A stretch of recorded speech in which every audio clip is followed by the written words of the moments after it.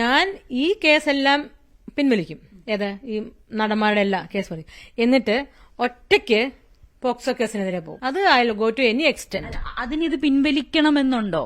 ഏത് ഈ നടന്മാർക്കെതിരായിട്ടുള്ള കേസ് അത് പോലീസിന്റെ ഭാഗത്തു നിന്നും കൃത്യമായി നടക്കുന്നില്ലേ? മുകേഷിനെ അടക്കം ചോദ്യം ഗവൺമെന്റും പോലീസുകാരും മീഡിയക്കാരും ആരും എന്നെ സപ്പോർട്ടും ഹെൽപ്പും ഒന്നും ചെയ്യാത്തതുകൊണ്ട് ഞാൻ നിങ്ങളോട് എല്ലാവരോടും കൂട്ടുകെട്ടി. കേസ് പിൻവലിക്കാൻ വേണ്ടിയിട്ടുള്ള മെയിൽ അയച്ചോ? പോക്സോ കേസിന്റെ അയച്ചിട്ടില്ല. 3 ദിവസത്തിനുള്ളിൽ അയക്കും. 3 ദിവസത്തിനുള്ളിൽ എനിക്ക് എന്താ വരുന്നത്, അതിനുശേഷം 3 ദിവസം ഞാൻ വെയിറ്റ് ചെയ്യും. എന്നെ ആരെങ്കിലും കോൺടാക്ട് ചെയ്യുന്നുണ്ടോ നോക്കും. ഇല്ലെങ്കിൽ ഞാനൊരു ഇമെയിൽ അയക്കും.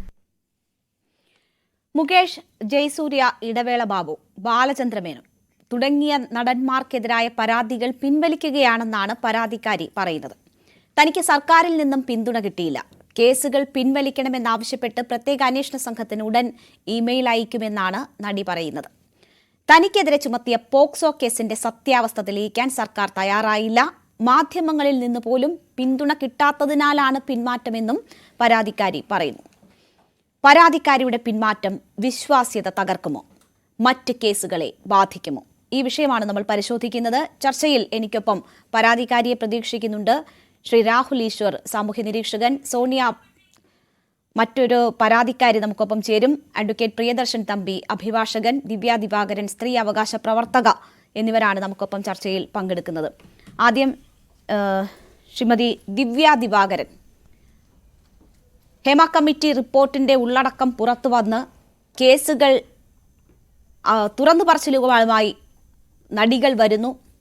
കേസുകൾ രജിസ്റ്റർ ചെയ്യപ്പെടുമ്പോൾ അതൊരു നല്ല തുടക്കമായാണ് താങ്കളെപ്പോലെയുള്ള സാമൂഹ്യ നിരീക്ഷകർ, സ്ത്രീ അവകാശ പ്രവർത്തകരൊക്കെ നോക്കിക്കണ്ടത്. തുറന്നു പറയാനുള്ള ധൈര്യം കൂടുതൽ പേര് രംഗത്തിറങ്ങാൻ വഴിവെക്കുമെന്നും സിനിമാ മേഖലയിൽ ഒരു തുല്യതയിലേക്കും മറ്റ് നിയമ രൂപീകരണത്തിലേക്കുമൊക്കെ അത് നയിക്കുമെന്നും പ്രതീക്ഷിച്ചു. പക്ഷേ ഇതാ ഇപ്പോൾ ഒരു പരാതിക്കാരി പിന്മാറുന്നു. ഇതിനെ എങ്ങനെ നോക്കിക്കാണും? വളരെയധികം വേദനിപ്പിക്കുന്ന, നിരാശയുണ്ടാക്കുന്ന ഒരു കാര്യം എന്ന് തന്നെ പറയേണ്ടി വരും. പക്ഷെ ആ പിന്മാറുന്ന സ്ത്രീയെ, ഇനി എത്രയൊക്കെ സ്ത്രീകൾ പിന്മാറിയാലും അവരെ ആരെയും കുറ്റപ്പെടുത്തേണ്ടതില്ല എന്നുള്ളത് തന്നെയാണ് എന്റെ അഭിപ്രായം. കാരണം ഇങ്ങനൊരു സാഹചര്യത്തിലേക്ക് അവരെ തള്ളിവിടുന്നത് ഇവിടുത്തെ ഭരണ സംവിധാനവും ഇവിടുത്തെ നിയമ സംവിധാനവും ഇവിടുത്തെ പോലീസ് സംവിധാനവും ഒക്കെ ചേർന്നിട്ട് തന്നെയാണ്. ഇപ്പൊ ഏറ്റവും അവസാനം നമ്മൾ വളരെ പ്രതീക്ഷയോടുകൂടി നോക്കിക്കണ്ടൊരു കാര്യമാണ് സിദ്ദിഖിനെതിരെ യുവനടി ജൂനിയർ ആർട്ടിസ്റ്റ് കൊടുത്ത പരാതി. അത് വളരെ ഗൗരവത്തോടു കൂടി തന്നെ സമൂഹം ചർച്ച ചെയ്തു. സിദ്ദിഖിന് അമ്മ സെക്രട്ടറി സ്ഥാനം രാജിവെക്കേണ്ടി വന്നു. ഇങ്ങനെയൊക്കെ നിൽക്കുന്ന ഒരവസ്ഥയിൽ സിദ്ദിഖിനെതിരെ കേസെടുത്തു.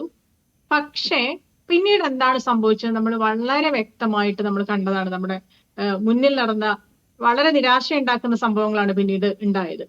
സിദ്ദിഖിനെ വേണമെങ്കിൽ പോലീസിനെ അറസ്റ്റ് ചെയ്യാമായിരുന്നു, ചോദ്യം ചെയ്യാമായിരുന്നു. അതൊന്നും ചെയ്തില്ല. അപ്പൊ പറഞ്ഞ ന്യായം എന്ന് പറഞ്ഞാൽ സിദ്ദിഖ് ഹൈക്കോടതി അപ്രോച്ച് ചെയ്തിട്ടുണ്ട് മുൻകൂർ ജാമ്യത്തിന് വേണ്ടിയിട്ട്. അപ്പൊ അതിന്റെ കാര്യത്തിൽ ഒരു വിധി വരട്ടെ എന്നാണ്. ഹൈക്കോടതി മുൻകൂർ ജാമ്യം നിഷേധിച്ചു. നമ്മളെല്ലാവരും പ്രതീക്ഷിച്ചത് ഇപ്പൊ അറസ്റ്റ് ചെയ്യും സിദ്ദിഖിനെ. എന്ത് സംഭവിച്ചു? പോലീസിന്റെ കണ്ണിന് മുന്നിൽ കൂടി സിദ്ദിഖ് പോയിട്ടും പോലീസ് അറസ്റ്റ് ചെയ്തില്ല. സിദ്ദിഖിനെ കാണാതെ പോലീസ് ഒളിച്ചു നടക്കുകയാണോ എന്ന് വരെ നമുക്ക് സംശയം തോന്നിയിട്ടുണ്ടായിരുന്നു. ശരി, ദിവ്യ ഒന്ന് തുടരുക. ദിവ്യ പറഞ്ഞു വരികയായിരുന്നു മറ്റ് കേസുകളിലൊക്കെ എന്താണ് സംഭവിക്കുന്നത്. നമുക്ക് അതിനു മുൻപ് ഇപ്പോൾ പരാതിക്കാരി തന്നെ നമുക്കൊപ്പം ടെലിഫോൺ ലൈനിൽ ചേരുകയാണ്. പരാതിക്കാരിയെ നമ്മൾ നേരിട്ട് കാണുകയും എന്താണ് ഈ പിന്മാറ്റത്തിനുള്ള കാരണങ്ങൾ എന്നതൊക്കെ അന്വേഷിക്കുകയും പ്രേക്ഷകർക്ക് മുന്നിലെത്തിക്കുകയും ഒക്കെ ചെയ്തതാണ്. പക്ഷേ ഇപ്പോൾ അവർ വീണ്ടും ചേരുന്നുണ്ട്. പരാതി പിൻവലിക്കാൻ ഉള്ള തീരുമാനം നേരത്തെ തന്നെ പറഞ്ഞതാണ്. ദിവ്യ പറഞ്ഞു വരികയായിരുന്നു മറ്റ് കേസുകളിലൊക്കെ എന്താണ് സംഭവിക്കുന്നത്. നമുക്ക് അതിനു മുൻപ് പരാതി പിൻവലിക്കാനുള്ള തീരുമാനം പറഞ്ഞു. പക്ഷേ 3 ദിവസം വെയിറ്റ് ചെയ്യും എന്നും പറഞ്ഞിരുന്നു. മെയിൽ അയച്ചോ പരാതി പിൻവലിക്കാനുള്ള? ഇല്ല, ഞാൻ ഇതുവരെ മെയിൽ അയച്ചിട്ടില്ല. ഞാൻ 3 ദിവസം ഒന്ന് വെയിറ്റ് ചെയ്യും. കാരണം ഞാൻ പറഞ്ഞല്ലോ, നമ്മൾ ഒരു സത്യമാണ് നമ്മൾ തുറന്നു പറഞ്ഞത്. അപ്പം സത്യം തുറന്നു പറഞ്ഞ് ധൈര്യത്തോടെ നമ്മൾ മുന്നോട്ട് വന്നത് ഗവൺമെന്റിന്റെയും SITയുടെയും ജനങ്ങളുടെയും മീഡിയയുടെ ഒക്കെ ഒരു തുണയും സപ്പോർട്ടും. അതുകൊണ്ടാണ് ഞാൻ മുന്നോട്ട് വന്നത്. അപ്പൊ ഇങ്ങനെ മുന്നോട്ട് വന്നപ്പോൾ നമ്മൾക്കെതിരെ ഒരു പോക്സോ കേസ്, ഒരു കള്ളക്കേസ് ഇടുമ്പോൾ തന്നെ നമ്മളെ പെട്ടെന്ന് എല്ലാവരും കൂടെ നമ്മൾ ഒറ്റപ്പെടുത്തുകയാണ് ഉണ്ടായത്. അതായത് ഈ കേസിൽ എന്തെങ്കിലും സത്യമുണ്ടോ എന്ന് ആരും അതിനെക്കുറിച്ച് മീഡിയ ഒക്കെ നമ്മളെ ഒപ്പം കൂടി ഉണ്ടായിരുന്നു. പക്ഷെ പിന്നെ ആരാണ് ഒറ്റപ്പെടുത്തിയത്? മീഡിയക്കാര് പിന്നെ എല്ലാരും നമ്മളെ ഒരുമാതിരി ഇത് മിക്കവാറും ഉടനെ തന്നെ അറസ്റ്റ് ആവും. എന്റെ അറസ്റ്റ് കാണാനാണ് എല്ലാരും പിന്നെ വെയിറ്റ് ചെയ്തുകൊണ്ടിരുന്നത്. പക്ഷേ നോക്കൂ, പോക്സോ കേസ് വളരെ ഗൗരവമുള്ള കേസാണ്. അതിന്റെ ഗൗരവം ഞാൻ കുറച്ചു കാണുന്നില്ല. ഇതുവരെ മറ്റ് നടപടികളൊന്നും ഉണ്ടായില്ല. താങ്കൾക്ക് ബുദ്ധിമുട്ടുണ്ടാക്കുന്ന തരത്തിലേക്ക് അതിന്റെ അന്വേഷണം പോലും മുന്നോട്ട് പോയിട്ടില്ല എന്നാണ് ഞാൻ മനസ്സിലാക്കുന്നത്. അതെ, എന്നെ വിളിച്ചിട്ട് പോലില്ല, എന്നെ അന്വേഷിച്ചിട്ടുമില്ല. പിന്നെ എന്താണ് താങ്കൾക്ക് ബുദ്ധിമുട്ട്? പക്ഷെ സോഷ്യൽ മീഡിയയില് ലോകത്തിന്റെ മുമ്പില് എന്നെ എത്ര വൃത്തിയോടായിട്ടാണ് ഈ യൂട്യൂബേഴ്സ് ഒക്കെ നമ്മളെ കുറിച്ച് പറയുന്നത്, സത്യമില്ലാത്ത കാര്യങ്ങൾ. ഇതിനെക്കുറിച്ച് ഞാൻ നെടുമ്പാശ്ശേരി പോലീസ് സ്റ്റേഷനിലും സൈബറിലൊക്കെ കേസ് കൊടുത്തു യൂട്യൂബേഴ്സിനെതിരെ. അവർക്കെതിരെ FIR ഇടുകയും ചെയ്തു. ഈ എന്താ സാജൻ സ്കറിയായോ, ഇയാളൊക്കെ എന്തൊക്കെ മോശമാണ് നമ്മളെ കുറിച്ച് അവിടെ പറയുന്നത്. അയാൾക്കെതിരെ FIR ഇട്ടിട്ട് പോലും ഇപ്പോഴും ഇതെല്ലാം റിമെയിൻ ഓൺലൈനിൽ എല്ലാം ഉണ്ട്. ഈ വീഡിയോ, ഈ കണ്ടന്റുകളൊന്നും മാറ്റിയിട്ടില്ല. അപ്പൊ നമ്മൾ കേസ് കൊടുത്തതും വെറുതെയാ. കാരണം ഞാൻ ഗവൺമെന്റിന്റെ കൂടെ നാളെ നല്ലൊരു നാളേക്ക് വേണ്ടി, നാളെ പെൺകുട്ടികൾ ചൂഷണം ചെയ്യപ്പെടരുത്, പെൺകുട്ടികൾക്ക് എല്ലാ സ്വാതന്ത്ര്യത്തോടു കൂടി സിനിമ മേഖലയിൽ നിന്ന് മാത്രമല്ല എല്ലാ മേഖലകളിലും അവർക്ക് സ്വതന്ത്രമായിട്ട് ജോലി ചെയ്യണം. അതിനുവേണ്ടിയാണ് ഞാൻ ധൈര്യത്തോടെ നല്ലൊരു നല്ല ഇന്റൻഷനോട് കൂടി തന്നെയാണ് ഈ കാര്യങ്ങൾ തുറന്നു പറഞ്ഞത്. താങ്കൾ പറഞ്ഞു അങ്ങനെ തുറന്നു പറയുമ്പോൾ അവർക്കെതിരെ എന്തായാലും കള്ളക്കേസുകൾ ഉണ്ടാകുമ്പോൾ അവരെ പ്രൊട്ടക്ട് ചെയ്യുന്നത്, അവരുടെ റെപ്യൂട്ടേഷൻ പ്രൊട്ടക്ട് ചെയ്യുന്നതും ഗവൺമെന്റിന്റെ കടമയാണോ, ജനങ്ങളുടെ കടമയാണോ, മീഡിയയുടെ കടമയാണോ? ഒരു കേസ് ഉണ്ടായാൽ അത് സംബന്ധിച്ച് പ്രാഥമികമായ നടപടികൾ ഉണ്ടാകുമല്ലോ. അത് അന്വേഷിച്ച് മാത്രമല്ലേ താങ്കൾ നിരപരാധിയാണോ അല്ലയോ എന്ന് തെളിയിക്കാൻ പറ്റൂ. അത് നിയമപരമായ കാര്യങ്ങൾ അതിന്റെ വഴിക്ക് പോകണമല്ലോ. അതിന് വെയിറ്റ് ചെയ്യാൻ പാടില്ലേ? അല്ല, ഒരു കേസ് എടുക്കുമ്പോൾ തീർച്ചയായിട്ടും ഞാൻ വളരെ വർഷങ്ങളായിട്ട് സോഷ്യൽ മീഡിയയിലുള്ള ഒരാളാണ്. അപ്പൊ എന്റെ ബാക്ക്ഗ്രൗണ്ട് കുറച്ച് പേരൊക്കെ അറിയാം. ഞാൻ ഇത്രയും വളരെ ധൈര്യമായിട്ട് ഞാൻ മുന്നോട്ട് വരണമെങ്കിൽ എനിക്ക് അങ്ങനത്തെ ഒരു യാതൊരു ഇല്ലീഗൽ ബാക്ക്ഗ്രൗണ്ട് എനിക്കില്ലാത്തതുകൊണ്ടാണ് ഞാൻ ധൈര്യമായിട്ട് മുന്നോട്ട് വന്നത്. അതേസമയം എനിക്കെതിരെ പോക്സോ കേസ് പറഞ്ഞ കുട്ടി ആദ്യം കൊടുത്ത കംപ്ലൈന്റ് തന്നെ ഞാൻ എഡ്ഗോയിൽ മാനേജറായിട്ട് വർക്ക് ചെയ്യുക എന്നാണ്. ഇതുപോലും പോലീസ് അന്വേഷിക്കാതെ എന്താണ് ഈ കുട്ടിയുടെ ബാക്ക്ഗ്രൗണ്ട്, ഇതുപോലും അന്വേഷിക്കുക. പെട്ടെന്ന് എന്റെ പേര് കേസ് ഇടുകയാണോ ചെയ്യേണ്ടത്? പക്ഷെ നോക്കൂ, ഇവിടെ താങ്കൾ ഒരു പരാതി പറഞ്ഞു, അതിൽ കേസെടുത്ത് അന്വേഷണം നടക്കുകയാണ്. താങ്കളുടെ ആരോപണ വിധേയനായ വ്യക്തി MLA സ്ഥാനം രാജിവെക്കേണ്ടുന്ന സാഹചര്യത്തിന്റെ പടിക്കൽ വരെ പോയതാണ്, അറസ്റ്റ് ഉണ്ടായി, അതിനുശേഷമാണ്. അപ്പോൾ താങ്കൾ കൊടുത്ത പരാതിയിൽ നടപടികൾ ഉണ്ടായിട്ടില്ല എന്നൊരു പരാതി താങ്കൾക്കുണ്ടോ? ഇല്ല, അതില്ല. ഞാനൊരു കാര്യം കൂടി ചോദിച്ചോട്ടെ. താങ്കൾക്കെതിരെ ഒരു പരാതി വന്നു എന്ന് പറയുന്നു. ആ പരാതിയിൽ വഴിവിട്ട് എന്തെങ്കിലും തരത്തിലുള്ള നടപടികൾ അന്വേഷണ സംഘത്തിന്റെ ഭാഗത്തു നിന്നും ഉണ്ടായിട്ടുണ്ടോ? താങ്കൾ ഏതെങ്കിലും തരത്തിൽ ബുദ്ധിമുട്ടിക്കുന്ന നടപടികൾ ഉണ്ടായിട്ടുണ്ടോ? ഒരു ബുദ്ധിമുട്ടും ഉണ്ടായിട്ടില്ല. പിന്നെ എന്താണ് പ്രശ്നം? അവരത് പരിശോധിക്കട്ടെ. പിന്നെ എന്താണ് പ്രശ്നം? പക്ഷേ ഈ പോക്സോ കേസ് ഈ കുട്ടീനെ ചെന്നൈയിൽ കൊണ്ടുപോയി തെളിവെടുക്കാൻ കൊണ്ടിട്ട് തെളിവൊന്നും കിട്ടിയിട്ടില്ല. അപ്പൊ എന്തുകൊണ്ട് ജനങ്ങളെ അപ്ഡേറ്റ് ചെയ്യിപ്പിക്കുന്നില്ല? അപ്പൊ ഇത് കള്ളക്കേസല്ലേ? അപ്പൊ ഇത് എന്തുകൊണ്ട് മൂടി വെക്കുന്ന ഈ കേസ്? ഇത് കള്ളക്കേസാണെന്ന് പോലീസ് നന്നായിട്ട് മനസ്സിലായിട്ടുണ്ട്. കള്ളക്കേസാണെങ്കിൽ അവർ അന്വേഷണം പൂർത്തിയാകുമ്പോൾ അത് പുറത്തു വരുമല്ലോ. ആ കാര്യങ്ങൾ പുറത്തു വരും. അവർക്കത് ഒളിപ്പിച്ചു വെക്കാൻ കഴിയില്ല. വേണമെങ്കിൽ ഏതെങ്കിലും തരത്തിൽ കാലതാമസങ്ങൾ ഉണ്ടാകുന്നു എങ്കിൽ താങ്കൾക്കും നിയമപരമായി അതിന്റെ വഴി തേടാവുന്നതാണ്. അങ്ങനെ ഒരു സാഹചര്യം നമ്മുടെ നിയമവ്യവസ്ഥയിൽ തന്നെ ഇരിക്കെ താങ്കളെ ഒരു തരത്തിലും ആ കേസന്വേഷണവുമായി ബന്ധപ്പെട്ട് പോക്സോ കേസിന്റെ ഗൗരവമുള്ള കേസായിട്ട് പോലും അങ്ങനെ പോലും ഒരു അന്വേഷണ സംഘത്തിന്റെ ഭാഗത്തു നിന്ന് യാതൊരു തെറ്റായ നടപടികളും ഉണ്ടാകുന്നില്ല എന്ന് താങ്കൾക്ക് തന്നെ ബോധ്യമുള്ളപ്പോൾ പിന്നെ എന്തിനാണ് പിന്മാറ്റം? എനിക്ക് പോലീസിന്റെ സൈഡിൽ നിന്ന് ഫുൾ സപ്പോർട്ട് മാത്രമേ ഈ നിമിഷം വരെ ഉണ്ടായിട്ടുള്ളൂ. എനിക്കെതിരെ വധഭീഷണി ഉണ്ടായി. ആ നിമിഷം തന്നെ പോലീസുകാർ FIR ഇട്ടു. എനിക്കെതിരെ അസഭ്യം പറഞ്ഞവർക്കെതിരെ ഇട്ടു. സാജൻ സ്കറിയാക്കി ഇട്ടു. സാഹസിക നടി അത് പറഞ്ഞാൽ അവർക്കെതിരെ FIR ഇട്ടു. ബീന ആന്റണിയുടെ ഭർത്താവ്, എല്ലാത്തിനും എന്നെ ആരൊക്കെ അസഭ്യം പറഞ്ഞു അവർക്കെതിരെ എല്ലാം പോലീസ് എന്റെ കൂടെ തന്നെ. പിന്നെ എങ്ങനെയാണ് സർക്കാർ കൂടെ നിന്നില്ല എന്ന് താങ്കൾ പറയുക? ഈ കേസ്, ഈ പോക്സോ കേസ് മാത്രം എന്തുകൊണ്ട് അവരത് മൂടി വെച്ചു? നാളെ ഇതുപോലെ ഈ ജാനറ്റ് മരിയനെ പോലെ ഒരുപാട് കുട്ടികൾ ഇനിയും വന്ന് പല പാവപ്പെട്ട ആൺകുട്ടികളെ ജയിലിലിടുന്ന ഒരവസ്ഥയാണ്. ഇതുപോലെ കള്ളം പറയരുത്. പോക്സോ കേസാണ്. ഇരയുടെ പേര് പറയരുത്, പരാതിക്കാരിയുടെ പേര് പറയരുത് എന്ന് ഓർമ്മിപ്പിക്കുകയായിരുന്നു. ശരി. എന്തായാലും എന്റെ ഈ കസിന് ഇനി മേലില് ഒരാളെ കുറിച്ച് ഇനി കള്ളം പറയാൻ പാടില്ല. അതിനുവേണ്ടി തീർച്ചയായിട്ടും ആ കുട്ടിക്കെതിരെ നടപടി എടുക്കോ ഇല്ലയോ, ഇതാണ് എനിക്ക് അറിയേണ്ടത്. മാഡം കൂടെ കേൾക്കാൻ വേണ്ടിയാണ്. മാഡം ഒരു കാര്യം കേൾക്കണം. മാഡത്തിന് പൊള്ളുന്നുണ്ടല്ലേ? അപ്പൊ മുകേഷിനെ കുറിച്ച് കള്ളം പറഞ്ഞപ്പോ, മണിയമ്പിള്ള രാജുവിനെ കുറിച്ച് കള്ളം പറഞ്ഞപ്പോ, മുകേഷിനെ ബാക്കിയുള്ളവർ കുറിച്ച് ഇടവേള കള്ളം ബാബുവിനെ കുറിച്ച് പറഞ്ഞില്ല, കള്ളം പറഞ്ഞപ്പോ ഇല്ല. അവർക്കും ഈ ഇല്ല, രാഹുലിലേക്ക് ഞാൻ വരാം. രാഹുലിലേക്ക് വരാം. കള്ളക്കേസ് വന്നപ്പം കള്ളക്കേസ് നിങ്ങൾ പറയുമ്പോൾ നിങ്ങൾക്ക് പൊള്ളിയല്ലോ. രാഹുലിലേക്ക് ഞാൻ വരാം. രാഹുലിന്റെ വിചാരണയ്ക്ക് അവർ നിന്ന് തരേണ്ട കാര്യമുണ്ടെന്ന് എനിക്ക് തോന്നുന്നില്ല. രാഹുലിലേക്ക് ഞാൻ വരാം. നിങ്ങൾ അറിയണം. രാഹുലിലേക്ക് ഞാൻ വരാം. ഞാൻ അവരോട് കുറച്ച് കാര്യങ്ങൾ വ്യക്തത വരുത്തിക്കോട്ടെ. വിചാരണ ഇപ്പോഴേ വേണ്ട. ഇവിടെ ഇപ്പോ താങ്കൾ ഒരു തരത്തിൽ ഒരു കാര്യം രാഹുലിലേക്ക് ഞാൻ വരാം. ഈ രാഹുൽ ഉണ്ടായിരുന്നു അവിടെ. എനിക്ക് ഉണ്ടായിരുന്ന സമയത്ത് എനിക്ക് ദുരന്ത അനുഭവം ഉണ്ടായിരുന്നു. രാഹുൽ ആരാ? Who is he to speak about this?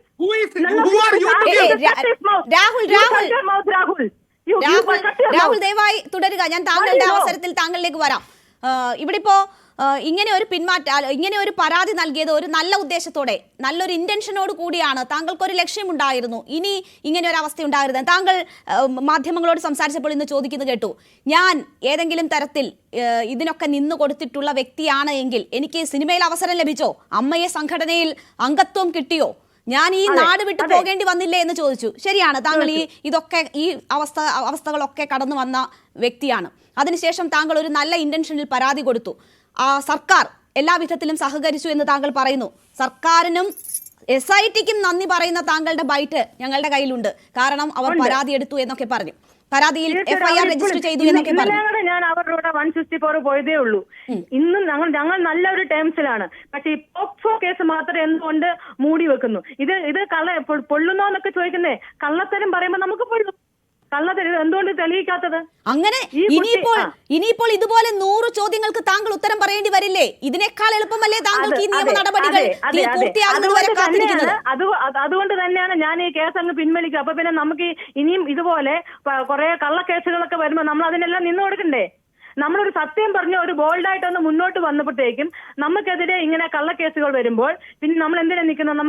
നമ്മുടെ കൂടെ ഗവൺമെന്റ് നമുക്ക് സപ്പോർട്ട്, നമ്മളെ പ്രൊട്ടക്ട് ചെയ്യുന്നില്ലെങ്കിൽ നമ്മൾ പിന്നെ എന്തിനാ നിൽക്കുന്നത്? ഓക്കെ, ഞാൻ ഒരൊറ്റ കാര്യം ചോദിക്കട്ടെ. താങ്കൾ 3 ദിവസം കൊടുത്തു, ഈ കേസുകൾ പിൻവലിച്ചു എന്ന് വന്നാൽ പോലും താങ്കൾക്കെതിരായി ഈ കേസ് നിലനിൽക്കില്ലേ? അതിന്റെ നടപടികൾ നടക്കില്ലേ? ഈ യൂട്യൂബുകാർക്ക് താങ്കളെ പറയാനുള്ള കാര്യങ്ങളൊക്കെ പറഞ്ഞൂടെ? അവരിനി പറയാത്തൊന്നുമില്ലല്ലോ. അങ്ങനെ അവരെന്തെങ്കിലും ഉറപ്പ് നൽകിയിട്ടുണ്ടോ? അവർക്കെതിരെ FIR അങ്ങനെ എന്തെങ്കിലും ഉറപ്പ് താങ്കൾക്ക് കിട്ടിയിട്ടുണ്ടോ എവിടുന്നെങ്കിലും? എന്തുവാ? ഈ കേസ് പിൻവലിച്ചാൽ യൂട്യൂബുകാരൊക്കെ മിണ്ടാതിരിക്കുമെന്ന് എന്തെങ്കിലും ഉറപ്പ് ലഭിച്ചിട്ടുണ്ടോ? ഇല്ല. അപ്പോ അവർക്ക് പറയാനുള്ളത് പിന്നീടും പറയാം. ഈ പോക്സോ കേസുമായി ബന്ധപ്പെട്ടുള്ള നടപടികൾ ഇതേപോലെ മുന്നോട്ട് പോകും. അപ്പോൾ ഈ കേസ് പിൻവലിച്ചിട്ട് എന്ത് കാര്യം? ഒരു സ്ത്രീക്കെതിരെ പറയുന്നുണ്ട് അതിരുണ്ട്. ആ അതിര് ലംഘിച്ചാൽ അവർക്കെതിരെ കേസെടുക്കും. തീർച്ചയായിട്ടും ഞാൻ കംപ്ലൈന്റുമായിട്ട് പോവുകയും ചെയ്യും. അത്രേ ഉള്ളൂ. അത് തന്നെ, അതിപ്പോഴും ആകാമല്ലോ. ഇപ്പോഴും താങ്കൾ ഈ നിയമ നടപടി സധൈര്യം നേരിട്ടുകൊണ്ടിരിക്കുന്നു. യൂട്യൂബിലോ മറ്റേതെങ്കിലും സമൂഹ മാധ്യമങ്ങളും വഴി താങ്കളെ അധിക്ഷേപിച്ചിട്ടുണ്ടെങ്കിൽ താങ്കൾക്ക് നിയമ നടപടി തേടാം. അത് ഇതിനോടകം താങ്കൾ ചെയ്തിട്ടുണ്ട്, അതിൽ നടപടി ഉണ്ടായിട്ടുണ്ട് എന്ന് താങ്കൾ പറയുന്നു. ഇതേ ഇനിയും ചെയ്യാൻ പറ്റുള്ളൂ. അപ്പോൾ എന്തിനാണ് ഈ നല്ല ഇന്റൻഷനോട് കൂടി കൊടുത്ത കേസ് താങ്കൾ പിൻവലിക്കുന്നു എന്ന് പറയുന്നത്? എന്തിനാണ് പിൻവലിക്കുന്നത്? നമ്മുടെ ഓരോരുത്തരുടെയും റൈറ്റ് ആണ്. അത് കൊണ്ടുപോകണോ വേണ്ടയോ? അങ്ങനെ ഒരു റൈറ്റ്. ഓക്കെ, അങ്ങനെ ഒരു റൈറ്റ്. ഈ റൈറ്റ് എന്ന് പറഞ്ഞ് ഈ ഒരു നടപടിയിലേക്ക് പോകാൻ എവിടെ നിന്നെങ്കിലും താങ്കൾക്ക് ഭീഷണി നേരിടേണ്ടി വന്നിട്ടുണ്ടോ? അത് എന്റെ ഇഷ്ടമാണ്. 3 ദിവസം ഞാൻ വെയിറ്റ് ചെയ്യും. ഈ പോക്സോയുടെ കേസുടെ കാര്യം എന്താണ് അതറിഞ്ഞതിന് ശേഷം ഞാൻ എന്താന്ന് വെച്ചാൽ ചെയ്യും. ശരി, ഞാനൊരു ഒറ്റ കാര്യം ചോദിച്ചോട്ടെ. ഇതെന്റെ റൈറ്റ് ആണ് എന്ന് പറയുമ്പോൾ അവിടെ എനിക്ക് മറ്റു ചോദ്യങ്ങൾ ചോദിക്കാൻ പറ്റുന്നില്ല. പക്ഷേ ഒരു അതിജീവിത എന്ന് താങ്കളെ തന്നെ വിശേഷിപ്പിച്ചതാണ്. ആ ഒരു അതിജീവിത ഇത് പിൻവലിക്കുന്നത് ഏതെങ്കിലും ഭീഷണി കൊണ്ടാണോ? ആരെയെങ്കിലും ഭയന്നിട്ടാണോ? ഒരിക്കലുമല്ല. അങ്ങനെയാണെങ്കിൽ ഇതിന് മുമ്പേ എന്നെ ഭീഷണിപ്പെടുത്തും. നിന്റെ തല കാണിയല്ല, തലയില്ലാത്ത ശരീരം കടലിൽ കൂടെ ഒഴുകൂന്നൊക്കെ പറഞ്ഞുകൊണ്ട് എന്തെല്ലാം വധഭീഷണി, എന്തെല്ലാം അസഭ്യങ്ങൾ ആദ്യത്തെ മാസം തന്നെ വന്നല്ലോ. ഞാൻ അനങ്ങിയില്ലല്ലോ, ഞാൻ പതറിയില്ല, ഞാൻ തളർന്നിട്ടില്ല. ഇന്ന് ഈ പോക്സോ കേസിന് അത് മാത്രമാണ്. ഇതിനെതിരെ എന്ത് നടപടിയെടുത്തു? ഇത്രയും പച്ച കള്ളം പറഞ്ഞ ഒരു കുട്ടി, ഈ കുട്ടീനെ ചെന്നൈയിൽ കൊണ്ടുപോയിട്ട് പോലും തെളിവെടുക്കാൻ പറ്റിയിട്ടില്ല. താങ്കളുടെ ശത്രുക്കൾ താങ്കളെ സിനിമയിൽ നിന്ന് അകറ്റിയ, താങ്കളെ മിസ്യൂസ് ചെയ്ത ആളുകളാണോ? താങ്കൾക്കെതിരെ പരാതി കൊടുത്ത ആ കുട്ടിയാണോ? അവർ തെറ്റായ പരാതിയാണ് കൊടുത്തതെങ്കിൽ താങ്കൾ ഭയപ്പെടേണ്ടതില്ലല്ലോ. എനിക്ക് ഒരു ഭയവുമില്ല. പക്ഷെ അതിനെതിരെ നടപടി എടുക്കണം. ഈ പോക്സോ കേസിനെതിരെ ഞാൻ പേടിച്ചിട്ടില്ല. ഈ കള്ളം പറഞ്ഞ കുട്ടിക്കെതിരെ ശക്തമായ നടപടി എടുക്കണം. ആരാണ് ഈ കുട്ടിയുടെ പുറകില്? ആരാണ് ഇവൾക്ക് കാശ് കൊടുത്തത്? ഇത് ഇങ്ങനെ പറയിപ്പിച്ചതാരാണ്? അത് ജനങ്ങളുടെ മുമ്പിൽ കൊണ്ടുവരണം. അതാണ് എനിക്ക് വേണ്ടത്. ഈ കേസ് താങ്കൾ വേണ്ടെന്ന് പറഞ്ഞാൽ തീരുമെന്ന് താങ്കൾ തോന്നുന്നുണ്ടോ? ഏത് കേസ്? താങ്കൾ ഈ കൊടുത്ത കേസുകൾ വേണ്ട എന്ന് താങ്കൾ പറഞ്ഞാൽ തീരുന്ന കേസുകളാണോ? ചിലപ്പം പോലീസുകാർ തന്നെ അത് മുൻപോട്ട് പ്രൊസീഡ് ചെയ്തിരിക്കും. അപ്പോ ക്രൈം എപ്പോഴും ക്രൈം തന്നെയാണല്ലോ. അവർ ചെയ്തത് ക്രൈം തന്നെയാണല്ലോ. അവർക്ക് എല്ലാ വിറ്റ്നസും എല്ലാം ഞാൻ അവർക്ക് മാത്രവുമല്ല, താങ്കൾ ഒരു MLA സ്ഥാനത്തിരിക്കുന്ന വ്യക്തിക്ക് വരെ എതിരെ പറഞ്ഞ ആരോപണങ്ങളുണ്ട്. അവർക്ക് വേണമെങ്കിൽ നിയമ നടപടി സ്വീകരിക്കാം. മാഡം, MLA ആണെങ്കിലും സാധാരണ തൊഴിലാളി ആണെങ്കിലും നിയമം തന്നെയാ. അവർക്ക് വേണമെങ്കിൽ താങ്കൾക്കെതിരെ നിയമ നടപടി സ്വീകരിക്കാം. എങ്ങനെ? അവര് ക്രൈം ചെയ്തവരാണ്. അവർക്കെതിരെ ഞാൻ എല്ലാ തെളിവുകളും ഞാൻ കൊടുത്തിട്ടുണ്ട്. കേസിന്റെ രീതിയിൽ പോയിക്കൊണ്ടിരിക്കും. താങ്കളല്ലേ പറഞ്ഞ പരാതി പിൻവലിക്കുന്നു എന്ന്? ഞാൻ പറഞ്ഞല്ലോ 3 ദിവസം ഒന്ന്. ഞാൻ പിൻവലിച്ചു എന്ന് പറഞ്ഞിട്ടില്ലല്ലോ. എനിക്ക് 3 ദിവസം ഞാൻ ആലോചിക്കും. ഇതിപ്പോ കേൾക്കുന്നവർക്ക് ഏതെങ്കിലും തരത്തിലുള്ള ബാർഗൈനിങ്ങിന് ശ്രമിക്കുകയാണോ എന്ന് തോന്നും. ഏതെങ്കിലും തരത്തിൽ ഡീൽ ഉറപ്പിച്ചിട്ട് പിന്മാറുന്നതാണോ എന്ന് സംശയം തോന്നും. താങ്കളെ ഇതുവരെ പുച്ഛിച്ചവരായിരിക്കില്ല ഇനി പുച്ഛിക്കാൻ പോകുന്നത്. അപ്പോൾ താങ്കൾ ഈ എന്തുകൊണ്ട് പിന്മാറിയോ എന്ന് പറയുന്നു. ആ കാരണങ്ങൾ, ആ ആക്രമണം താങ്കൾക്ക് കൂടുതലായി നേരിടേണ്ടി വരും. അതിനെക്കുറിച്ച് ഓർത്തിട്ടുണ്ടോ? അതിനെക്കുറിച്ചൊന്നും ഞാൻ ബോധവാടല്ല. ഞാൻ ആൾക്കാരുടെ ചെലവിലുമല്ല ജീവിക്കുന്നത്. ഞാൻ നേരെ വാ നേരെ പോ എന്നുള്ള ഒരാളാണ്. എനിക്കെതിരെ ഒരു കള്ളക്കേസ് ഇട്ടത് കൊണ്ട് ഞാൻ അതിനെതിരെ പ്രതികരിക്കുന്നു. അല്ലാതെ ഈ കേസ് ഇവർക്കെതിരെ ഈ 9-10 പേർക്കെതിരെ ഞാൻ കേസ് കൊടുത്തിട്ടുണ്ട്. ആ കേസിൽ നിന്ന് ഒരു സ്റ്റെപ്പ് ഞാൻ പുറകോട്ട് ഈ നിമിഷം വരെ പോയിട്ടില്ല. എനിക്ക് SIT പോലീസും എല്ലാവരും എനിക്ക് വളരെ എല്ലാ രീതിയിലും എനിക്ക് എല്ലാ സപ്പോർട്ടുമായിട്ട് അവർ കൂടെയുണ്ട്. ഞാൻ ഒരിക്കലും അവരെ തള്ളി പറയത്തുമില്ല. ഈ കേസുകളുമായി ബന്ധപ്പെട്ട് പ്രധാനമന്ത്രിക്ക് മെയിൽ അയച്ചിട്ടുണ്ടെന്ന് താങ്കൾ തന്നെ പറഞ്ഞിട്ടുണ്ട്. മുഖ്യമന്ത്രിക്ക് മെയിൽ അയച്ചിട്ടുണ്ടെന്ന് പറയുന്നു. അത് പ്രോപ്പർ ഇൻവെസ്റ്റിഗേഷൻ വേണം. ഈ കള്ളക്കേസിന്, ഈ പോക്സോ കള്ളക്കേസിനെതിരെ അതിനുവേണ്ടിയാണ്. അതിന് ഞാൻ I will go to any extent. അത് മാത്രം ഞാൻ വെറുതെ വിടാൻ പോകുന്നേയില്ല. ഈ കുട്ടിയെ കൊണ്ട് പറയിപ്പിച്ചിരിക്കും. താങ്കൾ ഈ പരാതി പറഞ്ഞ ഘട്ടം മുതൽ ഞാൻ തന്നെ ഈ വിഷയം താങ്കളെ ചർച്ചയ്ക്ക് 2-3 തവണ വിളിച്ച് സംസാരിച്ചിട്ടുണ്ട്, ചർച്ച നടത്തിയിട്ടുണ്ട്. ഒരുപാട് മാധ്യമങ്ങൾ താങ്കളെ കേൾക്കാൻ തയ്യാറായിട്ടുണ്ട്, വാർത്ത നൽകിയിട്ടുണ്ട്. സ്ത്രീ അവകാശ പ്രവർത്തകർ, വനിതാ സംഘടനകളൊക്കെയും താങ്കൾക്ക് പിന്തുണ നൽകിയിട്ടുണ്ട്. ഒരുപാട് മാധ്യമപ്രവർത്തകരെ ചേർത്ത് താങ്കൾ തന്നെ ഗ്രൂപ്പ് ക്രിയേറ്റ് ചെയ്ത് താങ്കളുടെ ഒപ്പം നിൽക്കണമെന്ന് അഭ്യർത്ഥിച്ചിട്ടുണ്ട്. അപ്പോൾ താങ്കളെ വിശ്വസിച്ച, താങ്കൾ എന്ന പരാതിക്കാരിക്കൊപ്പം നിന്ന ആളുകളോട് എന്താണ് പറയാനുള്ളത്? എന്റെ കൂടെ ആദ്യമേ എല്ലാം ഒപ്പം നിന്നു. എന്നിട്ട് ഈ പോക്സോ കേസ് വന്നപ്പോഴത്തേക്കും എല്ലാരും അങ്ങ് എന്നെ ഒറ്റയാക്കി. ഇതിലെന്തെങ്കിലും സത്യം കാണുമോ എന്നുള്ളൊരു രീതിയിൽ എല്ലാരും ഒഴിഞ്ഞു മാറി. ഞാൻ ഒറ്റപ്പെട്ടു പോയി. പിന്നെ എന്നോട് ഉണ്ടായിരുന്നത് പോലീസുകാർ മാത്രമേ ഉള്ളായിരുന്നു, SIT-കാർ മാത്രമേ ഉണ്ട് കൂടെ. ശരി, എന്തായാലും താങ്കളുടെ റൈറ്റ് ആണ് എന്ന് താങ്കൾ പറയുന്നു. താങ്കൾക്ക് തീരുമാനിക്കാം അത്. പക്ഷേ നിയമ നടപടികൾ എങ്ങനെ പോകുന്നു എന്നുള്ളത് നമുക്ക് കാത്തിരുന്നും കാണാം. ശരി, വളരെ നന്ദി ഞങ്ങളോട് സഹകരിച്ചു. ഞാൻ രാഹുലിലേക്ക് വരാം. രാഹുലിലേക്ക് വരാം. അതിനു മുൻപ് ഇതൊരു ലോ പോയിന്റ് ആണ്. ഇത് സീരിയസ്ലായി ജനങ്ങൾ കേൾക്കേണ്ട ലോ പോയിന്റ് ആണ്. സെക്ഷൻ 23 പോക്സോ ആക്ടിന്റെ സെക്ഷൻ 23 ഉപവകുപ്പ് 4 പ്രകാരം 6 മാസം തടവ് ശിക്ഷ ലഭിക്കാവുന്ന ഒരു കുറ്റമാണ് ഈ സോകോൾഡ് പരാതിക്കാരി ഇപ്പോൾ അങ്ങയുടെ ചാനലിൽ നിന്ന് ചെയ്തത്. സെക്ഷൻ 23 ഉപവകുപ്പ് 4 പ്രകാരം disclosing the identity of the victim. Thampi sir അവിടെ ഇരിപ്പുണ്ട്, ചെയ്താൽ മതി. അപ്പൊ മാഡം കേൾക്കണം. മാഡത്തിന് അങ്ങനെ നിങ്ങളൊന്നും ഒരു ഇരയല്ല പലർക്കും. പക്ഷേ ഒരുപാട് പേർക്കെതിരെ കള്ളം പറഞ്ഞല്ലോ.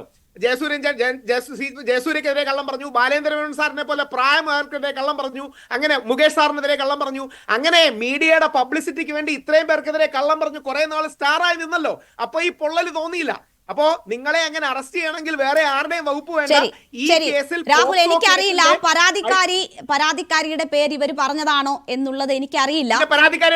എനിക്കതിന് യാതൊരു ഉത്തരവാദിത്വവുമില്ല. അവർ എന്തായാലും എന്ത് ഉത്തരവാദിത്വം ഉണ്ടെങ്കിലും അവർ നേരിട്ട് കൊള്ളുമെന്ന് അവർ പറഞ്ഞു.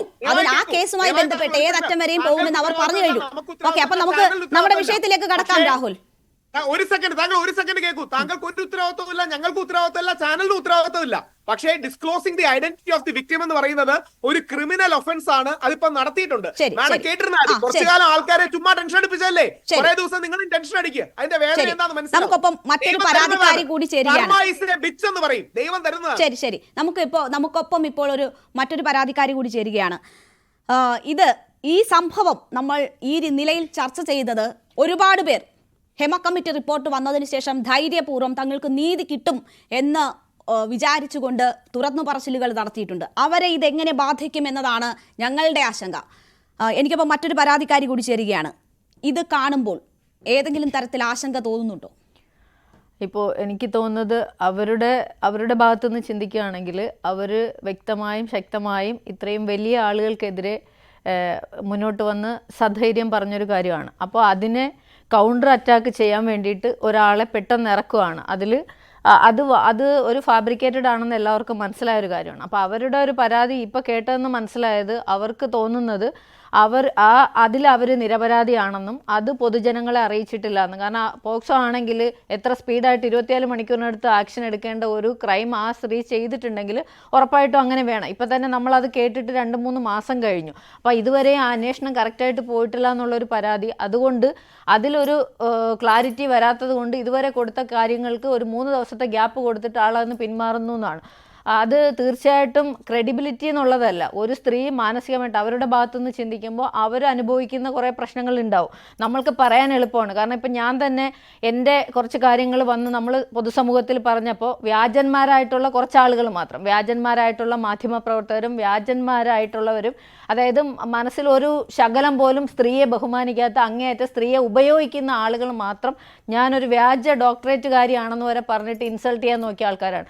ISRO മുൻ ചെയർമാൻ ഒരു ഇനിഷ്യൽ ജി മാധവൻ എന്നുള്ളത് O മാധവൻ എന്ന് പറഞ്ഞ ഒരു ഇനിഷ്യലിന്റെ ഇതിൽ മാധവൻ സാർ അടക്കം മേടിച്ചിട്ടുള്ള അദ്ദേഹമാണ് സാമൂഹ്യ പ്രവർത്തനത്തിന് ഡോക്ടറേറ്റ്.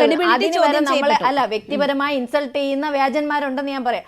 അങ്ങനെ തന്നെ ഇരിക്കുന്ന ഒരു സമൂഹത്തിൽ നമ്മൾ ഒരു കാര്യമായിട്ട് മുന്നോട്ട് പോകുമ്പം സ്വാഭാവികമായിട്ടും നമ്മൾക്ക് എന്താണ് ഒരു പേടി തോന്നും. സാധാരണ പെൺകുട്ടികൾ വിചാരിക്കും അയ്യോ എന്നെ ഇനി ഇങ്ങനെ പറയൂ അങ്ങനെ പറയാം. നമ്മളെ ഇൻസൾട്ട് ചെയ്യാൻ വേണ്ടിയിട്ടാണ് ഇത്തരക്കാർ പൈസയും വാങ്ങിയിട്ട് വന്ന് സംസാരിക്കുന്നത്. സ്വാഭാവികമായിട്ട് എനിക്ക് തോന്നില്ല. കാരണം ഞാൻ ജെനുവിനായിട്ടുള്ള കാര്യം പറഞ്ഞു. ഞാൻ തന്നെ ഇത്തരം പ്രശ്നങ്ങൾ വന്ന സമയത്ത് നമ്മൾ പറയാൻ വന്നത് സ്ത്രീകൾക്ക് സിനിമയിൽ ഫുൾ സെക്യൂരിറ്റിയാണ്. ഇപ്പം ഈ വന്ന് പറഞ്ഞ സ്ത്രീകളെല്ലാം ഒരു ദിവസം സ്വപ്നം കണ്ട് എണീറ്റപ്പോൾ വന്ന് മോശമായിട്ട് ഓരോ ആളുകളെ പേര് നേരം വെളുക്കപ്പോൾ ഇന്ന ആളെ പറയണം, എനിക്കങ്ങ് വലിയ സ്റ്റാർ ആവണം, എന്നെ ആരും ചാനലിലൊന്നും വിളിക്കുന്നില്ല, എനിക്ക് അങ്ങനെ ഒരു സീറ്റില്ല, അതുകൊണ്ട് ഞാൻ ഒന്ന് വലിയ ആളാവാൻ വേണ്ടി വന്നു എന്നുള്ളതാണ് ചിലവർ ധരിക്കുന്നത്. അത് എത്ര മോശമായിട്ടുള്ള ഒരു അധപ്പതനമാണ്. ഇതിനകത്ത് മോശമായിട്ടുള്ള ആളുകളെ തന്നെ ഒരു കാര്യമാണ്. ഒരിക്കലും താങ്കളുടെ ക്രെഡിബിലിറ്റിയും ഇതുപോലെ ചോദ്യം ചെയ്യപ്പെട്ടിട്ടുണ്ട്. കാരണം ആരോപണം ഉന്നയിക്കുന്നു, ഒരിക്കൽ പേര് പറയുന്നു, പിന്നെ മാറ്റി പറയുന്നു എന്നൊക്കെ പറഞ്ഞിട്ട് താങ്കളുടെ ക്രെഡിബിലിറ്റിയും ചോദ്യം ചെയ്യപ്പെട്ടിട്ടുണ്ട്. സമൂഹ മാധ്യമങ്ങൾ ഇതുപോലെ വേട്ടയാടപ്പെട്ടിട്ടുണ്ട്. ഉറപ്പായിട്ട് അതെന്താന്ന് വെച്ചാൽ ഈ സിനിമ ഇൻഡസ്ട്രി ഫുള്ള് കുഴപ്പമില്ല, എല്ലാം സുതാര്യമാണെന്ന് പറഞ്ഞൊരു സ്ഥലത്താണ് അങ്ങനെ അല്ലല്ലോ, നമുക്ക് മോശം അനുഭവം ഉണ്ടായിട്ടുണ്ടല്ലോ എന്ന് തുറന്ന് പറഞ്ഞത്.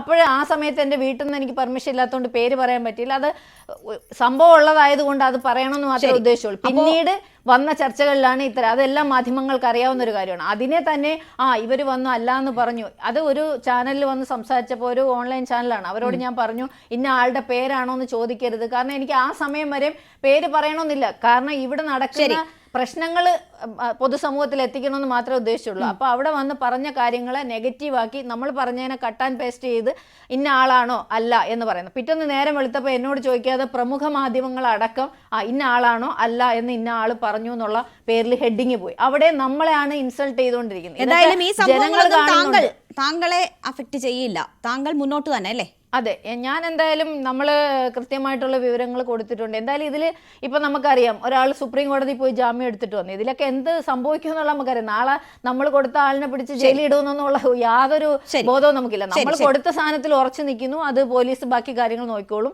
സർക്കാരിനെ ഏൽപ്പിച്ചിട്ടുണ്ട്, അത്രേ ഉള്ളൂ. അതൊന്ന് പിന്നെ പ്രിയദർശൻ തമ്പി, ഇവിടെ ഇപ്പോ ആ അതിജീവിത പറയുകയാണ്, പരാതിക്കാരി പറയുകയാണ് തനിക്കെതിരെ ഒരു പോക്സോ കേസിന്റെ ആരോപണം ഉണ്ടാകുന്നു, അതിൽ താൻ ഒരു തെറ്റും ചെയ്തിട്ടില്ല, പക്ഷേ ആ കേസിൽ തുടർ നടപടികൾ ഇഴയുന്നു, അത് ചൂണ്ടിക്കാട്ടി എന്നെ സമൂഹ മാധ്യമങ്ങളിൽ ആളുകൾ വേട്ടയാടുന്നു, അതുകൊണ്ട് ഞാൻ പരാതി പിൻവലിക്കുന്നു എന്ന്.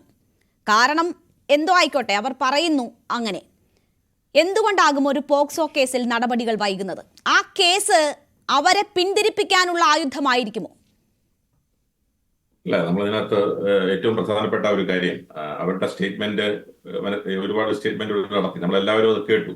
ഏറ്റവും പ്രധാനപ്പെട്ട ഒരു കാര്യം, ignorance of law is not an excuse എന്നുള്ളതാണ്. കാരണം നിയമം അറിയില്ല എന്നുള്ളത് നിയമത്തിൽ നിന്ന് രക്ഷപ്പെടാനുള്ള ഒരു പഴുതല്ല. കാരണം ബേസിക്കലി ഈ പിൻവലിക്കും എന്ന് പറയുന്നത് തന്നെ തെറ്റാണ്. പിൻവലിക്കാൻ കഴിയില്ല കേസ്. കാരണം ഒരാൾ ഒരു കേസ് കൊടുത്തു കഴിഞ്ഞാൽ, ഒരു ഫസ്റ്റ് ഇൻഫർമേഷൻ കൊടുത്തു കഴിഞ്ഞാൽ, ഒരു കോഗ്നൈസബിൾ ഒഫൻസിൽ ഫസ്റ്റ് ഇൻഫർമേഷൻ കൊടുത്ത് ഒരു FIR ഇട്ട് കഴിഞ്ഞാൽ ആ വാദി പിന്നീട് ആ ക്രിമിനൽ കേസിന്റെ വാദി എന്ന് പറയുന്ന സ്റ്റേറ്റ് ആണ്. അവരല്ല, ഒരു ഡിഫാക്ടോ കംപ്ലൈനന്റ് ആയിട്ട് മാറുകയാണ്. സ്റ്റേറ്റ് ആണ് മെയിൻ. ഈ കേസെടുത്ത SHO ആണ് അതിന്റെ വാദി. ബെയിൽ ആപ്ലിക്കേഷൻ കൊടുക്കുമ്പോഴായാലും ശരി, കേസ് വരുമ്പോഴായാലും ശരി, സ്റ്റേറ്റ് ആണ് ഡിഫെൻഡ് ചെയ്യേണ്ടത്. അതാണ് നമ്മുടെ നിയമത്തിന്റെ ഏറ്റവും പ്രധാനപ്പെട്ട ഒരു ഘടകം. അപ്പോൾ ഈ ഒരു കേസ് പിന്നെ പോലീസാണ് അന്വേഷിക്കേണ്ടത്. അവരുടെ കയ്യിൽ നിന്ന് പോയി, അവർ കംപ്ലൈന്റ് കൊടുത്തു, അവർ കേസുണ്ട് എന്നവർ പറഞ്ഞു, മൊഴി കൊടുത്തു, 164 സ്റ്റേറ്റ്മെന്റ് കോടതി മജിസ്ട്രേറ്റ് മുമ്പാകെ കൊടുത്തു. ആ കേസ് രജിസ്റ്റർ ചെയ്ത് കഴിഞ്ഞാൽ പിന്നെ ആ കേസ് അന്വേഷിച്ച് ആ കേസിലെ ഒരു റിപ്പോർട്ട്, ഫൈനൽ റിപ്പോർട്ട്, ആ ഫൈനൽ റിപ്പോർട്ട് ചിലപ്പോൾ മൾട്ടിപ്പിൾ ഓപ്ഷൻസ് പോലീസിനുണ്ട്. അതായത് ഒരു കേസ് അന്വേഷിച്ചതിന്റെ അടിസ്ഥാനത്തിൽ ആ കേസ് ശരിയായ കേസല്ല എന്ന് റെഫർ ചെയ്യാം, ആ കേസ് ഫാൾസ് ആണ് എന്ന് പറഞ്ഞ് റെഫർ ചെയ്യാം, അല്ലെങ്കിൽ ഡിറ്റക്ട് ചെയ്യാൻ കഴിഞ്ഞാൽ അൺഡിറ്റക്റ്റഡ് എന്ന് പറഞ്ഞുകൊണ്ട് റിപ്പോർട്ട് കൊടുക്കാം, അല്ലെങ്കിൽ ആ പ്രതിക്കെതിരെയുള്ള ആരോപണം അതിനുള്ള തെളിവുകൾ ഉണ്ടെങ്കിൽ ആ കുറ്റപത്രം കൊടുക്കാം. ഇത്തരത്തിലുള്ള പല ഓപ്ഷൻസ് പോലീസിന് മുമ്പാകെ ആ പോലീസാണ് അത് ചെയ്യേണ്ടത്. അതായത് ഒരു അവസരത്തിൽ ഒരു പ്രതി ഒരു കേസ് കൊടുക്കുക, സ്റ്റേറ്റ് മെഷീനറി എത്രയോ രൂപ മുടക്കി ആ കേസ് അന്വേഷിക്കുക, ചോദ്യം ചെയ്യുക, അല്ലെങ്കിൽ മറ്റു കാര്യങ്ങൾ. അതിനുശേഷം എനിക്ക് കേസ് പിൻവലിക്കണം, എനിക്ക് കേസ് വേണ്ട എന്ന് പറയാൻ ഒരു കാരണവശാലും കഴിയില്ല എന്നുള്ളതാണ് ഏറ്റവും പ്രധാനപ്പെട്ട പക്ഷെ കാര്യം. നിസ്സഹകരിക്കാം, ആ കേസ് അന്വേഷണത്തിൽ നിസ്സഹകരിക്കാം. അപ്പോൾ അത് കേസ് സ്വാഭാവികമായും ഇല്ലാണ്ടാകുന്ന ഒരു സാഹചര്യം സൃഷ്ടിക്കാം. അത് ഒരു പരിധി വരെ അതിനുള്ള സ്റ്റേജ് കഴിഞ്ഞു. കാരണം നിസ്സഹകരണത്തിന്റെ അവരെ സംബന്ധിച്ചിടത്തോളം ആ കേസിന്റെ പ്രിലിമിനറി ഇൻവെസ്റ്റിഗേഷൻ കഴിഞ്ഞു. കാരണം അവരുടെ മൊഴിയെടുത്തു, അവരുടെ വസ്ത്രങ്ങൾ എടുത്തു. അതാണ് ഇത്തരത്തിലുള്ള 376 കേസായാലും ശരി, അസോൾട്ട് അഗൻസ്റ്റ് ലേഡീസ് ഉള്ള കേസായാലും ശരി, അതിന്റെ പ്രൈമറി ഇൻവെസ്റ്റിഗേഷൻ എന്ന് പറയുന്നത് കുറച്ച് ദിവസങ്ങൾ കൊണ്ട് തന്നെ കഴിയും. കാരണം ഉദാഹരണത്തിന് ഈ അവരുടെ പൊട്ടൻസി ടെസ്റ്റ് നടത്തുക, സ്ത്രീകളുടെ ടെസ്റ്റ് നടത്തുക, ഈ ആരോപണ വിധേയന്റെ പൊട്ടൻസി ടെസ്റ്റ് നടത്തുക, അതെല്ലാം ഇമ്മീഡിയറ്റ് ആയിട്ട് തന്നെ ചെയ്യുന്ന കാര്യങ്ങൾ. 164 സ്റ്റേറ്റ്മെന്റ് രേഖപ്പെടുത്തുക, പിന്നെ അല്ലെങ്കിൽ വസ്ത്രങ്ങൾ എടുത്ത് പരിശോധനയ്ക്ക് അയക്കുക, ഇതെല്ലാം തന്നെ അതിന്റെ റിപ്പോർട്ടൊക്കെ ഇനി മാത്രം വന്നാൽ മതിയാകും. അപ്പോൾ അന്വേഷണം, അതിന്റെ പ്രധാനപ്പെട്ട അന്വേഷണത്തിന്റെ ഈ അതിജീവിതയുമായി ബന്ധപ്പെട്ടുകൊണ്ടുള്ള അന്വേഷണമൊക്കെ ആ കേസിൽ ഇപ്പോൾ കഴിഞ്ഞിട്ടുണ്ടാകും എന്നുള്ള കാര്യത്തിൽ യാതൊരു സംശയവുമല്ല. പിന്നെ അവർക്ക് കേസ് പിൻവലിക്കാനുള്ള 2 ഓപ്ഷനാണുള്ളത്. ഒന്ന്, ഈ വാദിയും പ്രതിയും കൂടെ ചേർന്ന് ഹൈക്കോടതിയെ സമീപിക്കാം, ഈ കേസ് കോഷ് ചെയ്യണം, അല്ലെങ്കിൽ ഞങ്ങൾ തമ്മിൽ ഈ കേസ് അന്നത്തെ മിസ്അണ്ടർസ്റ്റാൻഡിംഗ് പുറത്തുണ്ടായതാണെന്നും ഈ കേസ് കോഷ് ചെയ്യണമെന്നും ആവശ്യപ്പെട്ടുകൊണ്ട് 482 ഇൻഹറന്റ് പവേഴ്സ് ഹൈക്കോടതിക്കുള്ളത് കൊണ്ട് ആ കേസ് കോഷ് ചെയ്യപ്പെടേണ്ട കേസാണ് എന്ന് തോന്നിയാൽ തീർച്ചയായിട്ടും കോഷ് ചെയ്യാൻ ഹൈക്കോടതി. അങ്ങനെയാണെങ്കിൽ ശ്രീ പ്രിയദർശൻ തമ്പി, ഈ ഫോൾസ് ആയിട്ടുള്ള കേസ് കൊടുത്തു എന്ന് ഏതെങ്കിലും ഘട്ടത്തിൽ തെളിയുന്ന സാഹചര്യം ഈ ആരോപണം ഉന്നയിക്കുന്നവരെ സംബന്ധിച്ചുണ്ടെങ്കിൽ അതിൽ നിന്ന് രക്ഷപ്പെടുകയും ചെയ്യാം, അല്ലേ? അങ്ങനെയാണെങ്കിൽ അതിൽ രക്ഷപ്പെടുകയും ചെയ്യാം. അങ്ങനെയാണെങ്കിൽ ആ ഒരു അവസരം. പക്ഷെ എനിക്ക് തോന്നുന്നു ഈ പോക്സോ കേസ് കാരണം ഈ സംഭവത്തിന് ശേഷമാണ് അവർക്കെതിരെ ഒരു പോക്സോ കേസ് രജിസ്റ്റർ ചെയ്തിട്ടുള്ളത്. ആ പോക്സോ കേസിലെ കുട്ടിയും ഒരു അതിജീവിത തന്നെയാണ്, ആ കാര്യത്തിൽ സംശയമില്ല. അപ്പോൾ ഇവർക്ക് കൊടുക്കേണ്ട ഇതിനുള്ള കൗണ്ടറായിട്ട് വന്ന കേസാണ് എന്നുള്ളത് കൊണ്ട് മാത്രം ആ കേസിലെ അതിജീവിതയ്ക്ക് ഒരു ബെനിഫിറ്റ് നമ്മൾ കൊടുക്കാതിരിക്കേണ്ട കാര്യമില്ല. എസ്പെഷ്യലി അതൊരു മൈനർ കൂടിയാണ്. അപ്പോൾ മൈനർ എന്ന് പറയുന്നത് വളരെ പ്രധാനപ്പെട്ട ഒരു കാര്യമാണ്. അപ്പോൾ ആ മൈനർ ഒരു വാദിയായിട്ട് ഒരു കേസ് വന്നിരിക്കുന്നു. പോലീസ് ആ കേസ് അന്വേഷിക്കണം. ശ്രീ പ്രിയദർശൻ തമ്പി, ഇവിടെ ഇപ്പോൾ നമ്മൾ ഇങ്ങനെയുള്ള ആളുകൾ എന്തുകൊണ്ട് പരാതി കൊടുക്കുന്നില്ല എന്നത് നമുക്കറിയാവുന്ന സാഹചര്യമാണ്. ഇനി പരാതി കൊടുക്കുന്നവരെ എങ്ങനെയൊക്കെ ഭീഷണിപ്പെടുത്തി സമ്മർദ്ദത്തിലാക്കിയും പിന്തിരിപ്പിക്കുന്നു എന്നതും നമ്മൾ പല കേസുകളിലും കണ്ടിട്ടുള്ളതാണ്. ഇവിടെ ഇപ്പോൾ അങ്ങനെ ഒരു കാര്യം സംശയിച്ചുകൂടെ? അല്ല, രേണുക ഈ ചർച്ചയുടെ ആദ്യ പാദത്തിൽ ചോദിച്ചതുപോലെ തന്നെ ചോദിച്ച ഒരു പ്രസക്തമായ ഈ ടാഗ് ലൈൻ പോലെ ഈ ചർച്ചയുടെ, കാരണം അതിന്റെ ഏറ്റവും പ്രധാനപ്പെട്ട കാര്യം നമ്മൾ മനസ്സിലാക്കേണ്ടത് ഈ പറയുന്ന വളരെ സത്യമാണ്. കാരണം പലരും അതിജീവിതകാലത്ത് ഇതുപോലുള്ള അലിഗേഷൻസ് പറയാൻ മടിയുണ്ട്, ഭീഷണി ഉണ്ടാകും. പക്ഷെ അത്തരത്തിൽ ഈ ഒരു 100 ജെനുവിൻ കേസ് ഉണ്ടെങ്കിൽ പോലും അതിനിടയിൽ ഒരു ജെനുവിൻ അല്ലാത്ത ഒരു കേസ്, ഇത്തരത്തിൽ കോൺട്രഡിക്ഷൻസ് വരുന്ന ഒരു കേസ് വന്നു കഴിഞ്ഞാൽ അത് ഒരു സംശയവും വേണ്ട. നമുക്ക് പാലിലൊക്കെ ഒരു വലിയ ക്വാണ്ടിറ്റി പാലാണെങ്കിൽ പോലും അത് ചെറിയൊരു വിസർജ്യം, ഒരു തുള്ളി വിസർജ്യം പടർന്നാൽ മതിയല്ലോ, അത് മൊത്തം വരും. അപ്പൊ അത്തരത്തിൽ ഒരു കോൺട്രഡിക്ഷൻസും ഉണ്ടായി കഴിഞ്ഞാൽ അത് മൊത്തത്തിൽ ഇത്തരത്തിലുള്ള കേസുകളെ എല്ലാം തന്നെ ബാധിക്കുമെന്ന കാര്യത്തിൽ സംശയമില്ല. കാരണം ആകെ സമൂഹത്തില് ഇതെല്ലാം നോക്കിക്കൊണ്ടിരിക്കുകയാണ്, കോടതിയും ഇതെല്ലാം നോക്കിക്കൊണ്ടിരിക്കുകയാണ്. കാരണം ഇത് ഫാൾസ് ആയിട്ടുള്ള കേസുകൾ, ഒരു കേസെങ്കിൽ 10,000 കേസുകളുടെ ജെനുവിനിറ്റി പോലും ചോദ്യം ചെയ്യപ്പെടുന്ന സ്ഥിതിയിലേക്ക് വരും. അതുകൊണ്ട് അത് വളരെ ശ്രദ്ധിക്കണം. കാര്യമാണ്. അപ്പോൾ അതുകൊണ്ട് തന്നെ പോക്സോ കേസിൽ പോലീസ് അന്വേഷിക്കുന്നില്ല എന്ന് നമുക്ക് ഒരു കാരണവശാലും പറയാൻ കഴിയില്ല. കാരണം പോക്സോ കേസ് വളരെ സീരിയസ് ആയിട്ടുള്ള ഒരു ഒഫൻസ് ആണ്. ഈ 376 കൂടുതൽ നോൺ ബെയിലബിൾ ഒഫൻസ് ആണ്. മിനിമം സെന്റൻസ് പോലും കോടതികളുടെ കൈകൾ പോലും കെട്ടിക്കൊണ്ട് ഒരു കുറ്റം കണ്ടെത്തിയാൽ മിനിമം സെന്റൻസ് പ്രിസ്ക്രൈബ് ചെയ്യുന്ന ഒരു നിയമമാണ് ഈ കുട്ടികൾക്കും. അപ്പോൾ അതിനകത്ത് ഏറ്റവും പ്രധാനപ്പെട്ട കാര്യം ഇതുവരെ അവരെ അറസ്റ്റ് ചെയ്തിട്ട് പോലുമില്ല പോലീസ്. അല്ല, ആ മെല്ലെപ്പൊക്കാണ് അവരെ പ്രകോപിപ്പിച്ചിരിക്കുന്നത്. എന്തുകൊണ്ട് താൻ നിരപരാധിയായ കേസിൽ പോക്സോ കേസായിട്ടും ഈ നടപടികൾ ഇഴയുന്നു എന്നതാണ്. അതാണ് ഞാൻ സംശയം ചോദിച്ചത്. അതൊരു ഭീഷണിയാക്കി നിലനിർത്തി മറ്റു കേസുകൾ സെറ്റിൽമെന്റ് ചെയ്യാനുള്ള നീക്കമാണോ നടക്കുന്നതെന്ന്? അല്ല, അത് അങ്ങനെ ഉണ്ടാവാനുള്ള ഒരു സാധ്യതയുമില്ല. കാരണം അവർ തന്നെ അവരുടെ സ്റ്റേറ്റ്മെന്റിൽ നിന്ന് തന്നെ അത് വ്യക്തമാണ്. കാരണം ഒരു ഭാഗത്തൊന്നും ഭീഷണിയില്ല എന്ന് പറയുന്നത് കൊണ്ട്. ശരി, ഞാൻ താങ്കളിലേക്ക് തിരിച്ചെത്താം. രാഹുൽ ഈശ്വറിന് ഒരുപാട് കാര്യങ്ങൾ പറയാനുണ്ടാകും. ഒരു ഇടവേളയ്ക്ക് ശേഷം രാഹുലിലേക്ക് വരാം.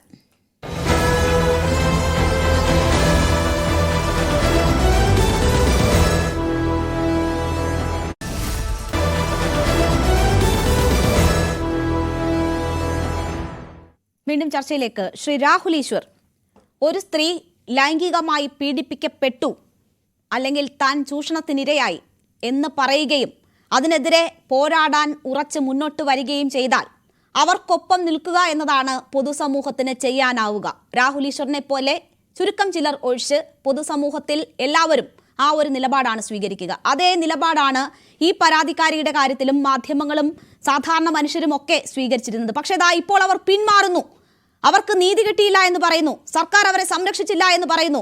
അവരെ കുടുക്കാൻ ഒരു പോക്സോ കേസ് ഉണ്ടാകുന്നു. അപ്പോൾ കേസുകൾ ഉണ്ടാക്കി ആളുകളെ സ്വാധീനിച്ച് അവർക്കെതിരെ സമൂഹ മാധ്യമത്തിൽ വലിയ പ്രചരണം അഴിച്ചുവിട്ട് അവരെ ഭയപ്പെടുത്തി പിന്തിരിപ്പിക്കാനുള്ള ശ്രമമാണോ ഇവിടെ നടന്നിരിക്കുന്നത്? രേണുകാജി, രണ്ട് കാര്യങ്ങൾ ഇടയ്ക്ക് ഇന്ററപ്റ്റ് ചെയ്യരുത്. ഒന്ന്, ഞാൻ ആദ്യം തന്നെ ഇത് കാണിക്കുന്ന കാര്യം രേണുക മാഡത്തിന്റെ മൊബൈലിൽ അയച്ചിട്ടുമുണ്ട്. ഇത് നിഷ എന്നൊരു സ്ത്രീയുടെ കേസാണ്. ഇന്ത്യയിൽ ഒരുപക്ഷെ നീതിന്യായ ചരിത്രത്തിൽ ആദ്യമായി ഫോൾസ് റേപ്പ് അലിഗേഷൻ കൊടുത്ത് ഒരു വ്യക്തിയെ 4.5 വർഷം ജയിലിലിട്ടിരുന്നു. 4.5 വർഷം തന്നെ കോടതി ഈ കഴിഞ്ഞ മെയിൽ 2024 മെയിൽ 1653 ദിവസം നിങ്ങൾ കാരണം ഒരു പുരുഷൻ തെറ്റായി ജയിലിൽ കിടക്കേണ്ടി വന്നു. അതേപോലെ 1653 ദിവസം നിങ്ങളും ജയിലിൽ കിടക്കണമെന്ന് പറഞ്ഞ് നിഷയെ ശിക്ഷിക്കുകയും 5.8 ലക്ഷം രൂപ ഫൈൻ അടിക്കുകയും ചെയ്തു. നമ്മുടെ നാട്ടിൽ നട്ടലിനുറപ്പുള്ള പുരുഷന്മാരുണ്ടെങ്കിൽ അവരിറങ്ങി പോരാടണം. ഈ വ്യാജ പരാതി പറഞ്ഞ ഓരോരുത്തരെയും അഴി ചകത്തിടണം. അതാണ് ചെയ്യേണ്ടത്. ഇപ്പൊ നിവിൻ വ്യാജ പരാതി കൊടുക്കാനുള്ള സാഹചര്യങ്ങളും കൂടി അന്വേഷിക്കണം രാഹുൽ. അയ്യോ, ആയിക്കോട്ടെ, വ്യാജ പരാതി ആരാണെങ്കിലും അന്വേഷിച്ചോട്ടെ, എന്താ തെറ്റ്? അങ്ങനെ വ്യാജ പരാതി എന്ന് നമ്മുടെയും രേണുക മാഡവും നമ്മളെല്ലാം അംഗീകരിക്കുന്നല്ലേ നിവിൻ പോളിക്കെതിരെയുള്ള കേസ്. നിവിൻ പോളിക്കെതിരെയുള്ള കേസിൽ ഉറക്കപ്പിച്ച് കാരണം റേപ്പ് ചെയ്യപ്പെട്ട ഡേറ്റ് മാറിയെന്ന് കള്ളം ഉളുപ്പില്ലാതെ പറഞ്ഞ ആൾക്കാർ പ്രൈം ടൈം ടിവിയിൽ വന്നിരുന്ന് പറഞ്ഞ ഉളുപ്പില്ലാത്ത സ്ത്രീകൾ ഈ നാട്ടിലുണ്ട്. ഓർക്കണം, നമ്മുടെ 7, 9, 8, 9 പ്രൈം ടൈം ടി വി ചർച്ചയിൽ വന്നിരുന്ന് ഉറക്കപ്പിച്ച് കാരണം നിവിൻ പോളി റേപ്പ് ചെയ്ത ഡേറ്റ് മാറിപ്പോയി എന്ന് നാണവും മാനവും ഇല്ലാതെ കള്ളം പറഞ്ഞ സ്ത്രീകളും സംസ്കാര ശുദ്ധിയും സ്വഭാവ ശുദ്ധിയും ഇല്ലാത്ത സ്ത്രീകളും എന്തിനായിരിക്കും രാഹുൽ? എന്തിനായിരിക്കും ഒരു സ്ത്രീ അങ്ങനെ വന്ന് കള്ളം പറയുന്നത്? എന്തിനായിരിക്കും രാഹുൽ? കൃത്യമായി പറയാം. 2 കാര്യങ്ങൾക്ക് വേണ്ടിയാണ്. ഒന്ന്, പഴയ പ്രതികാരങ്ങളും മറ്റും മനസ്സിലുണ്ട്. ആരോടെങ്കിലും ദേഷ്യം മനസ്സിലുണ്ട്. ഉദാഹരണം, ഒരു പ്രമുഖ ഡയറക്ടർക്കും പ്രൊഡ്യൂസർക്കും എതിരെ റോള് കിട്ടിയില്ല, ഇവൻ മോശക്കാരനാണ്, ഇവനെതിരെ പരാതി കൊടുക്കാം. ഞാൻ ചോദിച്ച റോൾ എനിക്ക് തന്നില്ല, അവന് പരാതി കൊടുക്കാം. ഒമർ ലുലുവിനെതിരെ വ്യാജ കേസ് വന്നില്ലേ? എന്തുകൊണ്ടാണ്? വേറൊരാൾ ഇന്ത്യയിൽ നിന്ന് ജോർജിയയെ പോകേണ്ടി വന്നു, പാവം, അയാൾക്കെതിരെ പരാതി വന്നില്ലേ? ശ്രീ സിദ്ദിഖിനെതിരെ വ്യാജ പരാതി വന്നില്ലേ? എത്ര പേർക്കെതിരെ വ്യാജ പരാതി വന്നു? സിദ്ദിഖിനെതിരെ വന്നത് വ്യാജ പരാതിയാണെന്ന് തെളിഞ്ഞോ? സത്യാപരാതിയാണെന്ന് തെളിഞ്ഞോ? അല്ല, വ്യാജമാ. ഞാൻ സത്യമാണോ സത്യമല്ലേ എന്ന് പറഞ്ഞില്ല രാഹുൽ ഇപ്പോൾ പറയുന്നത്. അല്ലല്ല, ഒരു സെക്കൻഡ്. നേരത്തെ പറഞ്ഞ സോക്കോൾഡ് പരാതിക്കാരി വ്യാജ പരാതി എന്ന് പറഞ്ഞ ഇടയ്ക്ക് ഇടപെടാത്ത എന്താ? അവര് പറയുമ്പോ വ്യാജ പരാതി എന്ന് പറയാം, രാഹുൽ ഈശ്വർ പറയുമ്പോ വ്യാജ പരാതി എന്ന് പറഞ്ഞൂടെ? രാഹുൽ, അവർ ഉൾപ്പെട്ട ഒരു കേസിനെ കുറിച്ച് അവർ അതിനെ വ്യാജ പരാതി എന്ന് പറയുന്നു. കേസിനെ കുറിച്ച് അത് വ്യാജമാണെന്ന് പറയുന്നു. ഒരു സംഭവത്തിലാണ് അവർ അത് വ്യാജ പരാതിയാണ് പറയുന്നത്. അതിനുള്ള സ്വാതന്ത്ര്യം അവർക്കുള്ളത് ഞാൻ ഇടപെട്ടില്ല. പറഞ്ഞോട്ടെ, ഇവര് പറഞ്ഞ പരാതികളും വ്യാജ പരാതിയാണെന്ന് ഇതിനോട് ബന്ധപ്പെട്ട എല്ലാ ആൾക്കാരും പറഞ്ഞിട്ടുണ്ട്. നല്ലൊരു ശതമാനം ആൾക്കാരോട് ഞാൻ നേരിട്ട് സംസാരിച്ചിട്ടുണ്ട്. അതിപ്പോൾ ആരോപണ വിധേയരാരെങ്കിലും അയ്യോ അവർ പറയുന്നതൊക്കെ സത്യമാണ് എന്ന് പറഞ്ഞിട്ട് ആ കേസിനെ നേരിടുവോ? അതെനിക്കറിയില്ല. രാഹുൽ, ഞാനൊരു കാര്യം ചോദിക്കട്ടെ. അല്പം മുൻപ് പ്രിയദർശൻ തമ്പി പറഞ്ഞു നിർത്തി, ഒരു പാലിൽ ഒരു തുള്ളി മാലിന്യം കലർന്നാൽ ആ പാല് പിരിഞ്ഞു പോകും. അതുപോലെ ഇത്രയധികം കേസുകൾ വന്നു. അതിൽ ഒരു വ്യാജ പരാതി ഉണ്ടെങ്കിൽ എല്ലാവരും സംശയ നിഴലിലാവുമെന്ന്. പല പരാതികളും കൊടുക്കുമ്പോൾ ചില സംശയങ്ങൾ അപ്പോൾ തന്നെ ഉണ്ടായിരുന്നു. എന്താകും ഈ പരാതിയുടെ ഉദ്ദേശം എന്നൊക്കെ പറഞ്ഞു. ഇപ്പോൾ രണ്ടുപേർ ഈ നിലയിൽ സംശയത്തിൽ വരുന്നു. അപ്പോൾ ഇവരെ കൊണ്ട് ആർക്കെങ്കിലും വ്യാജ പരാതി കൊടുപ്പിച്ചതായിക്കൂടെ?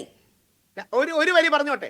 എനിക്ക് തമ്പിസാറിനോടൊപ്പം ഒരു ലോ പോയിന്റ് പറയാനുള്ള അർഹതയില്ല. ഞാൻ വള്ളി നീട്ട് നടക്കുന്ന കാലത്ത് അദ്ദേഹം വലിയ അഭിഭാഷകനായ വ്യക്തിയാണ്. എന്നാലും അദ്ദേഹത്തോട് വിനയപുരസരം ബഹുമാനത്തോട് വിയോജിച്ചുകൊണ്ട് ഒരു വരി പറയട്ടെ.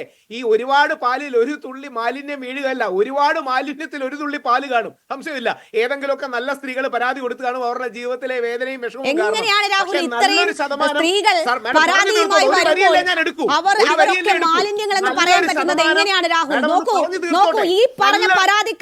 ാർക്കും ഇതൊന്നും നടന്നതല്ലെന്നോ ഇതൊന്നും അവർ അനുഭവിച്ചതല്ല എന്നോ തെളിയിക്കാൻ പറ്റുമോ? സിനിമാ മേഖലയിൽ എന്തൊക്കെയാണ് നടക്കുന്നതെന്ന് ഹേമ കമ്മിറ്റി പഠിച്ച് പറഞ്ഞ റിപ്പോർട്ടിലുണ്ട്. അതിന് മുകളിൽ രാഹുൽ ന്യായീകരിക്കരുത്. അവർ ഇപ്പോൾ പിന്മാറുന്നെങ്കിൽ അതിന് പിന്നിൽ എന്തെങ്കിലും കാരണം ഉണ്ടാകും. ആ കാരണം കണ്ടുപിടിക്കാൻ നമുക്ക്. അല്ലാണ്ട് അതൊന്നും പരാതിപ്പെടേണ്ട കാര്യമല്ല എന്ന് പറയുന്നത്. ഒരു വരിയെങ്കിലും തിരിച്ചു കേൾക്കൂ. അതുകൊണ്ട് മാഡം സ്ത്രീ വിരുദ്ധമൊന്നും ആവില്ല. രാഹുൽ ഈശ്വർ പറയുന്ന ഒരു വരി സമാധാനത്തോടെ കേട്ടു എന്ന് പറഞ്ഞ് രേണുകാജി സ്ത്രീ വിരുദ്ധമൊന്നുമായി ബ്രാൻഡ് ചെയ്യപ്പെടില്ല. ഒരു വരി കേൾക്കൂ. പല പരാതിക്കാരിയുടെയും ബാക്ക്ഗ്രൗണ്ട് എന്താ? ഒരു വരി മാത്രം. നേരത്തെ താങ്കളുടെ, അതായത് സോക്കോൾഡ് പരാതിക്കാരി പറഞ്ഞല്ലോ ബാക്ക്ഗ്രൗണ്ട് അന്വേഷിക്കണമെന്ന്. ഇതേ ബാക്ക്ഗ്രൗണ്ട് അന്വേഷിക്കണമെന്നല്ലേ ന്യൂസ് 18 ഞാനിരുന്ന് പറഞ്ഞത്? സിദ്ദിഖിനെതിരെ പരാതി കൊടുത്ത വ്യക്തിക്കെതിരെ 30 പെൺകുട്ടികൾ ചേർന്ന് ചൈനയിൽ പരാതി കൊടുത്ത് ചൈന രാജ്യത്തിൽ നിന്ന് പുറത്താക്കിയ ഇതൊക്കെ നമ്മൾ എത്ര ചർച്ചയിൽ പറഞ്ഞതാണ്. ആ പെൺകുട്ടി ചൈനയിൽ എന്തെങ്കിലും കുറ്റം ചെയ്തിട്ടുണ്ടെങ്കിൽ കണ്ടെത്തിക്കോട്ടെ, ശിക്ഷിക്കണമെങ്കിൽ ശിക്ഷിച്ചോട്ടെ. ഇവിടെ ഈ പോക്സോ കേസിൽ ഈ പരാതിക്കാരി തെറ്റ് ചെയ്തിട്ടുണ്ടെങ്കിൽ അവർക്ക് അതിന് ശിക്ഷ കിട്ടിക്കോട്ടെ. അത് അന്വേഷിച്ച് ശിക്ഷിക്കണം. അതൊന്നും വേണ്ട എന്ന് ആരും പറയുന്നില്ല. അവർ അത് ചെയ്തത് കൊണ്ട് അവർക്കെതിരെ ചെയ്ത കുറ്റകൃത്യം ഇല്ലാതാകുമോ? ഇല്ലല്ലോ.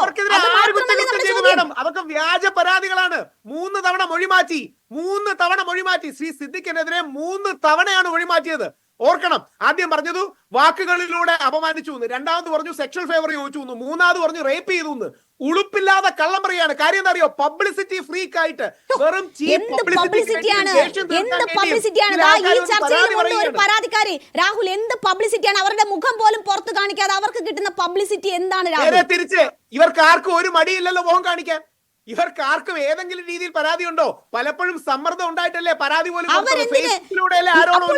നോക്കൂ, ഈ കേസുകളിലെ ഇരകളെ താങ്കൾ എങ്ങനെ, അല്ലെങ്കിൽ അതിജീവിതരെ താങ്കൾ എങ്ങനെയാണ് കാണുന്നത്? അവർക്ക് ഏതെങ്കിലും തരത്തിലൊരു മോശം അനുഭവം ഉണ്ടായാൽ അവർ മുഖം കാണിക്കാതെ വീട്ടിലിരുന്നോണം എന്നാണ് പറയുന്നത്.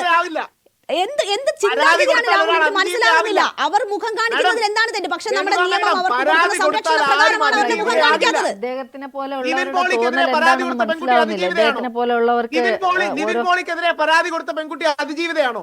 നിവിൻ പോളിക്കെതിരെ പരാതി കൊടുത്ത പെൺകുട്ടി അതിജീവിതയാണോ? നമുക്ക് എങ്ങനെ പറയാൻ പറ്റും? നമുക്ക് എങ്ങനെ അറിയാൻ പറ്റും? അവർ കടന്നുപോയ സാഹചര്യത്തെ കുറിച്ച് എനിക്ക് ഒരു ഉറപ്പുമില്ല. എനിക്കറിയില്ല. അവർ പറയുന്നത് ഞാൻ കേൾക്കുന്നു. രാഹുലിന് എന്താണ് ഈ ഉറപ്പെന്ന് എനിക്കറിയില്ല. ഇങ്ങനെ പരാതി പറയുന്ന സ്ത്രീകളൊക്കെ മോശക്കാരാണ്, അവരൊക്കെ മോശപ്പെട്ട ജീവിതം നയിക്കുന്നവരാണെന്ന് രാഹുലിന് എങ്ങനെയാണ് ഇത്ര ഉറപ്പ് കിട്ടുന്നതെന്ന് എനിക്കറിയില്ല. ഇനി ഒരു കാര്യം കൂടെ പറയാം. തമ്പിസാറിനെ കുറിച്ച് ബഹുമാനത്തോടെയാണ്. തമ്പിസാർ ഞങ്ങളുടെ ഭാഗത്ത് നിൽക്കുന്ന ആർക്കെങ്കിലും ഈ പോക്സോ കേസിലെ ഒരു പ്രതിയുടെ പേര് പറഞ്ഞാൽ തമ്പിസാർ ഉറപ്പായിട്ട് ലോ പോയിന്റ് പറയുമായിരുന്നു. തമ്പിസാർ ഒരു സ്ത്രീ അനുകൂലമായ അല്ലെങ്കിൽ വിമൺ എംപവർമെന്റിന് വേണ്ടി വാദിക്കുന്ന ഒരു വ്യക്തി ആയതുകൊണ്ടായിരിക്കണം തമ്പിസാറിന്റെ ഫ്രണ്ടിൽ ഒരു വലിയ ക്രൈം നടത്തിയിട്ടും 6 മാസം ശിക്ഷ ലഭിക്കാവുന്ന ഒരു ക്രൈം നടത്തിയിട്ടും തമ്പിസാർ പറയാത്തത് ഒരുപക്ഷെ കുറിച്ചെങ്കിലും രാഹുലിന് അല്പം ആശങ്കയുള്ളത് എനിക്ക് സമാധാനം തോന്നുന്നു. അത്രയെങ്കിലും ആയല്ലോ രാഹുൽ. ശ്രീമതി ദിവ്യ ദിവാകർ, ഇവിടെ നോക്കൂ. ഒരു പരാതിക്കാരി മുന്നോട്ട് വരുന്നു. അവർക്കെതിരെ ഗുരുതരമായ പരാതിക്കാരി ആയി മറ്റൊരു പെൺകുട്ടി വരികയാണ്. ആ കേസന്വേഷണം ഇഴഞ്ഞു നീങ്ങുകയാണ്. സമൂഹ മാധ്യമങ്ങളിൽ ഇവരെ വേട്ടയാടുകയാണ്. അവർക്ക് വേണമെങ്കിൽ ഇനിയും ആ ധൈര്യപൂർവ്വം നിയമ നടപടികളുമായി മുന്നോട്ട് പോകാം. പക്ഷേ ഒരു ഘട്ടത്തിൽ അവർ പറയുന്നു ഇനിയില്ല, അതെന്റെ റൈറ്റ് ആണ് എന്ന് നമ്മളോട് ചർച്ചയിൽ തന്നെ അവർ പറയുന്നു. ഈ പരാതിക്കാരെല്ലാം അവസാനം വരെ ഇത് കേസുമായി പോകുമോ ഇല്ലയോ എന്നൊന്നും നമുക്ക് പറയാൻ പറ്റില്ല. പക്ഷേ പൊതുസമൂഹത്തിന് എന്താണ് ഇവിടെ ചെയ്യാൻ കഴിയുക? ഇവർക്കൊപ്പം നിൽക്കുക എന്നതിനപ്പുറം മറ്റൊരു ഓപ്ഷൻ ഉണ്ടോ? ഇല്ല, ഇവിടെ ഞാനിപ്പം ഈ പരാതിക്കാരി കേസ് പിൻവലിക്കാൻ പോകുന്നു എന്ന് പറഞ്ഞ പരാതിക്കാരി പറഞ്ഞ വാക്കുകൾ ഞാൻ സശ്രദ്ധം കേൾക്കുകയായിരുന്നു. അപ്പൊ എനിക്കിതിൽ നിന്ന് മനസ്സിലായത് അങ്ങേറ്റം നിരാശയിൽ നിന്നുണ്ടായിട്ടുള്ള ഒരു സംസാരമാണ്. അവരത് പിൻവലിക്കണമെന്ന് ആഗ്രഹിക്കുന്നില്ല, കേസ് പിൻവലിക്കണമെന്ന് ആഗ്രഹിക്കുന്നില്ല. ഇനി പിൻവലിച്ചാൽ തന്നെ ഇപ്പം സാറ് പറഞ്ഞ പോലെ തന്നെ സാങ്കേതികമായിട്ട് അങ്ങനെ ഒരു പിൻവലിക്കൽ പോസിബിളും അല്ല. പിന്നീട് ചെയ്യാൻ കഴിയുന്നത് നിസ്സഹകരിക്കുക എന്നുള്ളതാണ്. കേസുമായിട്ട് നിസ്സഹകരിക്കുക എന്നുള്ളത് മാത്രമാണ് നമുക്ക് ചെയ്യാൻ പറ്റുന്നത്. പക്ഷെ അങ്ങനെ പറയുമ്പോൾ പോലും അവരുടെ വാക്കുകളിൽ നിന്ന് മനസ്സിലാവുന്നത് എനിക്ക് നിങ്ങളുടെ പിന്തുണ വേണം എന്നുള്ളത് തന്നെയാണ് അവർ പറയാതെ പറയുന്നത് എന്നുള്ളതാണ് നമുക്കൊക്കെ മനസ്സിലാവുന്നത്. കാരണം അവർ അത്രത്തോളം ഒറ്റപ്പെട്ടു പോയിട്ടുണ്ട്. അവർക്ക് സമൂഹത്തിന്റെ പിന്തുണ കിട്ടുന്നില്ല. ഹേമ കമ്മിറ്റി റിപ്പോർട്ടൊക്കെ ചർച്ച ചെയ്ത സമയത്ത് ഇവരൊക്കെ മാധ്യമങ്ങളിൽ വന്ന് സംസാരിച്ച സമയത്ത് ഒരുപാട് മീഡിയ സപ്പോർട്ടും കാര്യങ്ങളൊക്കെ കിട്ടി. പക്ഷെ ഇപ്പൊ മീഡിയയും ഈ വിഷയങ്ങളൊക്കെ മാറ്റിവെച്ചു, മറ്റു വിഷയങ്ങളുടെ പിന്നാലെ പോയിരിക്കുന്നു. അപ്പൊ ഇവർ അനുഭവിക്കുന്ന ഒരു ഒറ്റപ്പെടൽ ഉണ്ടാവും. അതിന്റെ ഇടയ്ക്ക് ഭീഷണി വരുന്നു എന്ന് അവർ പറഞ്ഞു. ഭീഷണി വരുന്നില്ല എന്ന് അവർ ഒരിക്കലും പറഞ്ഞിട്ടില്ല. കൊല്ലും, തല വെട്ടും എന്നൊക്കെ പറഞ്ഞ് ഒരുപാട് ഭീഷണി വന്നു എന്ന് തന്നെയാണ് അവർ പറയുന്നത്. പക്ഷെ അതിനൊക്കെ ഞാൻ അതിജീവിച്ച് ഞാൻ ഇപ്പൊ ഇങ്ങനെ പറയണമെങ്കിൽ എനിക്കെതിരെ ഈ പോക്സോ കേസിന്റെ പേരിൽ ഒരുപാട് ആരോപണങ്ങൾ വരുന്നു. അപ്പൊ നമ്മൾ ചെയ്യാത്ത ഒരു കുറ്റം നമ്മുടെ മേലെ ആരോപിക്കുമ്പോൾ ഉണ്ടാകുന്ന വലിയൊരു നിരാശയുണ്ട്. നമ്മളെ സുഹൃത്തുക്കളായിട്ട് കണ്ടവർ പോലും നമ്മുടെ സംശയത്തോടു കൂടി നോക്കുന്നു. നിങ്ങളെ കൊച്ചുപെൺകുട്ടികളെ കൊണ്ടുപോയി പീഡിപ്പിക്കാൻ കൊടുക്കുന്ന ഒരുത്തിയാണോ എന്നുള്ള രീതിയിൽ നോക്കി കാണുമ്പോൾ ഉണ്ടാകുന്ന ഒരു വേദന, അതൊക്കെ നമുക്ക് സഹിക്കാൻ പറ്റുന്നതിൽ അപ്പുറമായിരിക്കാം. അതിന്റെ ഒരു വിഷമവും വേദനയുമാണ് എനിക്ക് അവരെ വാക്കുകളിൽ നിന്ന് മനസ്സിലാക്കാൻ കഴിഞ്ഞത്. പിന്നെ നമ്മുടെ മുന്നിൽ കണ്ട, ഞാൻ നേരത്തെ പറഞ്ഞ് ഞാൻ പകുതിയാക്കി വെച്ച കാര്യം തന്നെ, ഇപ്പൊ സിദ്ദിഖിന്റെ ഉദാഹരണം തന്നെ നമ്മൾ ഏത് നിമിഷവും പ്രതീക്ഷിച്ചു. ഹൈക്കോടതി മുൻകൂർ ജാമ്യം റദ്ദ് ചെയ്തതോടുകൂടി സിദ്ദിഖിനെ നാളെ തന്നെ അറസ്റ്റ് ചെയ്യുന്ന നമ്മളൊക്കെ പ്രതീക്ഷിച്ചു. പക്ഷെ എന്താ ഇവിടെ പോലീസ് കാണിച്ചത്? ഇവിടെ സർക്കാർ എന്താണ് കാണിച്ചത്? സുഖമായിട്ട് അയാൾ ഒളിവിലൊന്നും പോയി എന്ന് എനിക്ക് തോന്നുന്നില്ല. പോലീസിന്റെ കണ്ണിന്റെ മുന്നിൽ കൂടെ പോയിട്ട് പോലും അറസ്റ്റ് ചെയ്തില്ല. ഒരു നാട്ടുകാരെ പറ്റിക്കാൻ വേണ്ടിയിട്ടുള്ള ലുക്കൌട്ട് നോട്ടീസ് ഇറക്കി. നിയമനിർമ്മാണം വൈകിപ്പിച്ചതിന്റെ ഫയൽ നോട്ടുകൾ കഴിഞ്ഞ ദിവസമാണ് പുറത്തു വന്നത്. ദീദി ദാമോദരൻ പറഞ്ഞു, ഈ ഹേമ കമ്മിറ്റി റിപ്പോർട്ട് 4 വർഷവും 17 മാസവും ഇരുട്ടിലായിരുന്നപ്പോൾ മുട്ടാത്ത വാതിലുകൾ ഉണ്ടായിരുന്നില്ല എന്നൊരു ചലച്ചിത്രോത്സവ വേദിയിൽ കഴിഞ്ഞ ദിവസം പറയുകയുണ്ടായി. ചിലർ സഹായമുണ്ടാകും, ഇടപെടലുണ്ടാകും എന്ന് കരുതിയ സംഘടനകൾ പോലും മൗനം പാലിച്ചു എന്ന് പറഞ്ഞു. അപ്പോൾ എങ്ങനെയൊക്കെ പൂഴ്ത്തിവെക്കാൻ നോക്കിയ ഇടത്താണ് ആ റിപ്പോർട്ട് പുറത്തു വരുന്നത്. ഈ ധൈര്യപൂർവ്വം മുന്നോട്ട് വന്ന സ്ത്രീകൾ, അവിടെ കോടതി ഇടപെടലിൽ എടുത്ത കേസുകളുടെ അന്വേഷണം പോലും ഇപ്പോൾ മുന്നോട്ട് പോകുന്നില്ല. അതിജീവിതമാർക്ക് അല്ലെങ്കിൽ മൊഴി നൽകിയവർക്ക് താല്പര്യമില്ല എന്ന് പറഞ്ഞു. അത് മൂടിവെക്കാനുള്ള ശ്രമങ്ങൾ നടക്കുന്നു എന്ന ആരോപണങ്ങൾ കൂടി ഉയരുന്ന ഒരു ഘട്ടമാണ്. നമുക്ക് ചർച്ചയിലേക്ക് എത്താം. ചെറിയൊരു ഇടവേള കൂടി.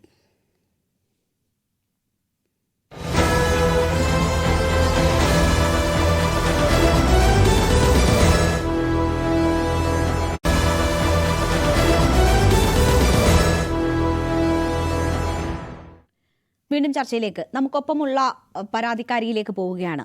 ഇവിടെ നോക്കൂ, ഒരു സംശയിക്കാവുന്ന കാര്യം, 7 പേർ, അതിൽ ഒരു പ്രമുഖ നടനും MLA-യുമായ വ്യക്തി കൂടി ഉൾപ്പെടുന്നു എന്ന് നമ്മൾ കാണണം. അവർക്കെതിരെയായിരുന്നു ഈ പരാതിക്കാരി പരാതി നൽകിയത്. രാജിയുടെ വക്കുവരെ പോയി, പിന്നീട് ജാമ്യം കിട്ടി, അറസ്റ്റ് രേഖപ്പെടുത്തി ജാമ്യത്തിൽ വിടുകയൊക്കെ ചെയ്ത സംഭവം ഇതുമായി ബന്ധപ്പെട്ടുണ്ടായിട്ടുണ്ട്. ഏതെങ്കിലും തരത്തിൽ അവരെ കേസ് പിൻവലിപ്പിക്കാൻ ഉള്ള ശ്രമങ്ങൾ നടന്നിട്ടുണ്ടാകുമോ? അങ്ങനെ ഒരു ഡീൽ ഈ കേസുമായി ബന്ധപ്പെട്ട് അവർക്ക് ഏതെങ്കിലും തരത്തിലുള്ള വാഗ്ദാനങ്ങൾ നൽകിക്കൊണ്ട് ഈ പോക്സോ കേസ് ഉപയോഗിച്ച് ഭീഷണിപ്പെടുത്തിയിട്ടുണ്ടാകാം സ്വാഭാവികമായി. അതിനുശേഷം മറ്റെന്തെങ്കിലും തരത്തിലൊരു ഡീൽ ഈ വിഷയവുമായി ബന്ധപ്പെട്ടുണ്ടാകാം ഉള്ള സാധ്യതകൾ, അതാണ് പൊതുവെ സംശയിക്കപ്പെടുന്നത്. ആരോപണമായും കഥകളായും ഒക്കെ ഇപ്പോൾ സമൂഹ മാധ്യമങ്ങളിലൊക്കെ പരക്കുന്നത്. താങ്കൾക്ക് ഏതെങ്കിലും തരത്തിൽ അങ്ങനെ ഭീഷണിയോ പരാതി പിൻവലിപ്പിക്കാനുള്ള ഏതെങ്കിലും തരത്തിലുള്ള ശ്രമങ്ങളോ നേരിടേണ്ടി വന്നിട്ടുണ്ടോ? എനിക്ക് മീഡിയ എന്ന് പറഞ്ഞിട്ട് ലേഡിയാണ്, അത് മീഡിയ അല്ല എന്നുള്ളത് നമുക്ക് വ്യക്തമായിട്ട് അറിയാം.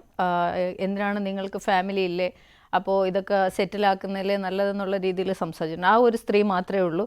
ബാക്കി അന്വേഷണ ഉദ്യോഗസ്ഥരടക്കം സകല മീഡിയാസും എല്ലാ മനുഷ്യസ്നേഹികളായിട്ടുള്ള ആളുകളും നമുക്ക് സപ്പോർട്ട് മാത്രമേ ചെയ്തിട്ടുള്ളൂ. എറണാകുളത്ത് നിന്ന് ഒരു മാധ്യമ പ്രവർത്തക എന്നുള്ള പേരിൽ ഒരു ലേഡിയാണ് വിളിച്ചത്. അത് പിന്നെ ഞാനൊരു കംപ്ലൈന്റ് ആയിട്ടോ കാര്യങ്ങളോ ആയിട്ടോ ഞാൻ പറഞ്ഞു എനിക്ക് താല്പര്യമില്ല എന്ന് പറഞ്ഞ് അത് കട്ട് ചെയ്തു. പിന്നീട് ഒരു കാര്യങ്ങളും അതിനത് തോന്നുന്നു അങ്ങനെ തന്നെ തോന്നുന്നു. അങ്ങനെ അത് ആ രീതിയിൽ കട്ട് ചെയ്തു. ഇപ്പം സമാധാനത്തിൽ സ്നേഹത്തിൽ ഉപദേശം പോലെയായിരുന്നു. അപ്പോൾ ഇപ്പം നമുക്കറിയാം കേരളം കാണുന്ന മുഴുവൻ ഡീലുകളാണല്ലോ. കൈതോലപ്പാലയും നീലപ്പെട്ടിയും ഒക്കെ കണ്ടുമടുത്ത കേരളത്തിന് എല്ലാം ഡീലായിട്ട് തോന്നുന്നതിൽ അതിശയമൊന്നും പറയാൻ പറ്റില്ല. കാരണം ഡീലുകളുടെ നാടാണ്. അപ്പോൾ ഏത് രീതിയിൽ അവരെ പ്രകോപിപ്പിക്കുകയാണോ അല്ലെങ്കിൽ അവരെ ഭീഷണിപ്പെടുത്തുകയാണോ, ഏതെങ്കിലും സമ്മർദ്ദം ഉണ്ടോ എന്നൊക്കെ ഉള്ളത് അവരോട് തന്നെ ചോദിക്കേണ്ടിയിരിക്കുന്നു. ഉണ്ടാവാം. 2017 ജൂലൈയിൽ വന്ന ഈ കമ്മിറ്റി നവംബർ 16 മുതൽ ആക്റ്റീവായെന്നാണ് പറയുന്നത് ഹേമ കമ്മിറ്റി. നിങ്ങൾ ഏതെങ്കിലും പ്രോമിനൻ്റ് ആയിട്ടുള്ള മാധ്യമങ്ങളിലോ പ്രിന്റ് മീഡിയയിലോ വിഷ്വൽ മീഡിയയിലോ ഈ ഹേമ കമ്മിറ്റിയുടെ നമ്പറോ അല്ലെങ്കിൽ അവരെ കോൺടാക്ട് ചെയ്യാനുള്ള ഒരു അഡ്രസ്സോ ആരെങ്കിലും, ഞാൻ ഒരുപാട് ആർട്ടിസ്റ്റ് ആർട്ടിസ്റ്റുകളോട് ചോദിച്ച്. ഒരു മനുഷ്യരും ഇങ്ങനെ ഒരു കമ്മിറ്റി, അവർ കുറച്ച് ആളുകൾ അമ്മയിലുള്ള അല്ലെങ്കിൽ കുറച്ച് സെലിബ്രിറ്റീസ് അല്ലെങ്കിൽ WCC പോലെയുള്ള ആളുകളെ അറിയാവുന്ന ആളുകളെ വിളിച്ച് സംസാരിച്ചാണോ എടുക്കുന്നത്? അങ്ങനെയാണെങ്കിൽ എന്തിനും ഇങ്ങനെ സർക്കാർ ഒരു കമ്മിറ്റി വയ്ക്കുമ്പോൾ പൊതുമനസ് എല്ലാ പൊതുജനങ്ങൾക്കെന്നല്ല, എന്നാലും ആർട്ടിസ്റ്റുകളായിട്ടുള്ള ആളുകൾക്കാണല്ലോ, സിനിമാ മേഖലയിലാണ് ഈ പ്രശ്നങ്ങളെന്ന് പറഞ്ഞു. അപ്പൊ സിനിമാ മേഖലയായിട്ട് ബന്ധപ്പെട്ട് ഒരുപാട് സംഘടനകൾ, അതിനൊരു രഹസ്യ സ്വഭാവം ഉണ്ടെങ്കിലും മാഡം അതിന് ഒരു നമ്പറോ കാര്യങ്ങളോ അല്ല. സ്വീകരിച്ചുകൊണ്ട് മാത്രമേ അതെല്ലാം ഓക്കെ, പക്ഷേ പബ്ലിക് സിനിമാ മേഖലയിലുള്ളവർക്ക് പോലും അറിയില്ല. സിനിമാ സംഘടന WCC അമ്മ പോലെയുള്ള സംഘടനകളിൽ ഇത് വളരെ കുറച്ച് ആളുകളിലേക്ക് വളരെ ഹൈഡ് ചെയ്ത് ചെയ്യേണ്ട സാധനം അല്ലല്ലോ. ഇപ്പൊ സുപ്രീം കോടതി തന്നെ പറഞ്ഞത് ഇരയാക്കപ്പെട്ട കുട്ടിക്ക് സിദ്ദീഖ് സാറിന് അടക്കം ജാമ്യം ലഭിച്ചതിന്റെ കാരണം അവർ ഹേമ കമ്മിറ്റി പോയി പരാതി പറഞ്ഞില്ലെന്ന്. ഈ ഹേമ കമ്മിറ്റിയിൽ ഈ ഇപ്പം വന്ന എല്ലാ ആൾക്കാരെയും വിളിച്ചിരുന്നോ? ഞങ്ങൾക്കാർക്കും ഒരു കോളോ കാര്യങ്ങളോ ഒരു സിനിമയിൽ എത്രയോ സിനിമാ ഗ്രൂപ്പുകളുണ്ട്, എവിടെയും ഒരു ജൂനിയർ ആർട്ടിസ്റ്റുകളുടെ ഭാഗത്തുനിന്നും പരാതി അല്ലെങ്കിൽ ആ മൊഴി നൽകാൻ ഒരാളും തയ്യാറായില്ല. അവർ പലരെ ബന്ധപ്പെട്ടിട്ട് ആരും തയ്യാറായില്ല എന്ന റിപ്പോർട്ടിൽ തന്നെ സൂചിപ്പിക്കുന്നുണ്ട്. ഒന്നോ രണ്ടോ സിനിമയിൽ അഭിനയിച്ചാലും ആർട്ടിസ്റ്റുകളല്ലേ, ജൂനിയറോ സീനിയറോ എന്നല്ല. ഒരു സിനിമയിലെ കലാകാരികളോ കലാകാരന്മാരോ ആണെങ്കിൽ അവരും ആ രീതിയിൽ തന്നെയാണ്. സെലിബ്രിറ്റി സ്റ്റാർഡോ ഇല്ലെങ്കിലും അവരും കലാകാരികളാണ്, ജീവിക്കാൻ വേണ്ടി വരുന്ന ആളുകളാണ്. അപ്പൊ ആ ഒരു കരുതൽ എവിടെയും നമ്മൾ കണ്ടിട്ടില്ല ഒരു മീഡിയയിലോ കാര്യങ്ങളിലോ ഇങ്ങനത്തെ ഒരു ഫൈൻഡിങ്. ശ്രീ രാഹുൽ ഈശ്വർ നോക്കൂ, ഒന്നോ രണ്ടോ സിനിമയിലൊക്കെ മുഖം കാണിക്കാൻ എത്തി ദുരനുഭവം ഉണ്ടായി പോയവരാണ് ഒരു ഭാഗത്ത് തുറന്നു പറച്ചിൽ നിൽക്കുന്നവർ. നൂറുകണക്കിന് സിനിമയിൽ അഭിനയിച്ച് സാമ്പത്തികമായും മറ്റും ഒക്കെ എല്ലാ പ്രിവിലേജും ഉള്ളവരാണ് മറുവശത്ത് നിൽക്കുന്നത്. അപ്പോൾ ഓരോരുത്തരെയായി ഇങ്ങനെ പിൻവലിപ്പിക്കാം എന്ന ഒരു ആത്മവിശ്വാസം തന്നെ ആയിരിക്കുമോ ആരോപണ വിധേയർക്കെല്ലാം ഉണ്ടാവുക? ഈ കേസുകൾക്കൊന്നും ഒരു മെറിറ്റുമില്ല, ഈ പരാതികൾക്കൊന്നും ഒരു കഴമ്പുമില്ല. ഷാലോ ആയ ഹോളോ ആയ അകക്കാമ്പില്ലാത്ത ഉള്ളിൽ സത്യമില്ലാത്ത പരാതികളാണ് വലിയൊരു ശതമാനവും. രണ്ട്, ഹേമ കമ്മിറ്റി ഓരോരോ വീടാന്തരം കയറി ചോദിക്കണോ ഇവിടെ അഭിനേതാക്കളുണ്ടോ, നിങ്ങൾക്ക് എന്തെങ്കിലും പരാതി ഉണ്ടോ എന്ന്? ഹേമ കമ്മിറ്റി പോലെ കേരളം മുഴുവൻ അറിഞ്ഞ മാധ്യമങ്ങളിലൂടെ ശ്രദ്ധിച്ചൊരു കമ്മിറ്റി വരുമ്പോൾ ആർക്കെങ്കിലും പരാതി ഉണ്ടെങ്കിൽ അവരെ അങ്ങോട്ട് കോൺടാക്ട് ചെയ്യില്ലേ ചെയ്യേണ്ടത്? ഹേമ കമ്മിറ്റി എങ്ങനെയാണ് എന്തെങ്കിലും ഒരു കാലമായ സിനിമയുമായിട്ട് ബന്ധപ്പെട്ട ആൾക്കാരോട് എല്ലാ ഹേമ കമ്മിറ്റി തിരിച്ച് നമ്പർ തിരഞ്ഞയക്കൂ? ഒന്ന് ആലോചിച്ച് നോക്കൂ. ഹേമ കമ്മിറ്റിയുടെ നമ്പർ എന്താണെന്ന് പറയുന്നത്. അപ്പൊ ഹേമ അങ്ങനെയൊക്കെ ഒരു അറിയിപ്പ് കൊടുത്തിട്ട് പോയാൽ ഒരാൾ അവിടെ എത്താൻ ആരെങ്കിലും സമ്മതിക്കുമോ? ഉണ്ടാക്കുകയല്ലേ? ഒന്ന് ആലോചിച്ച്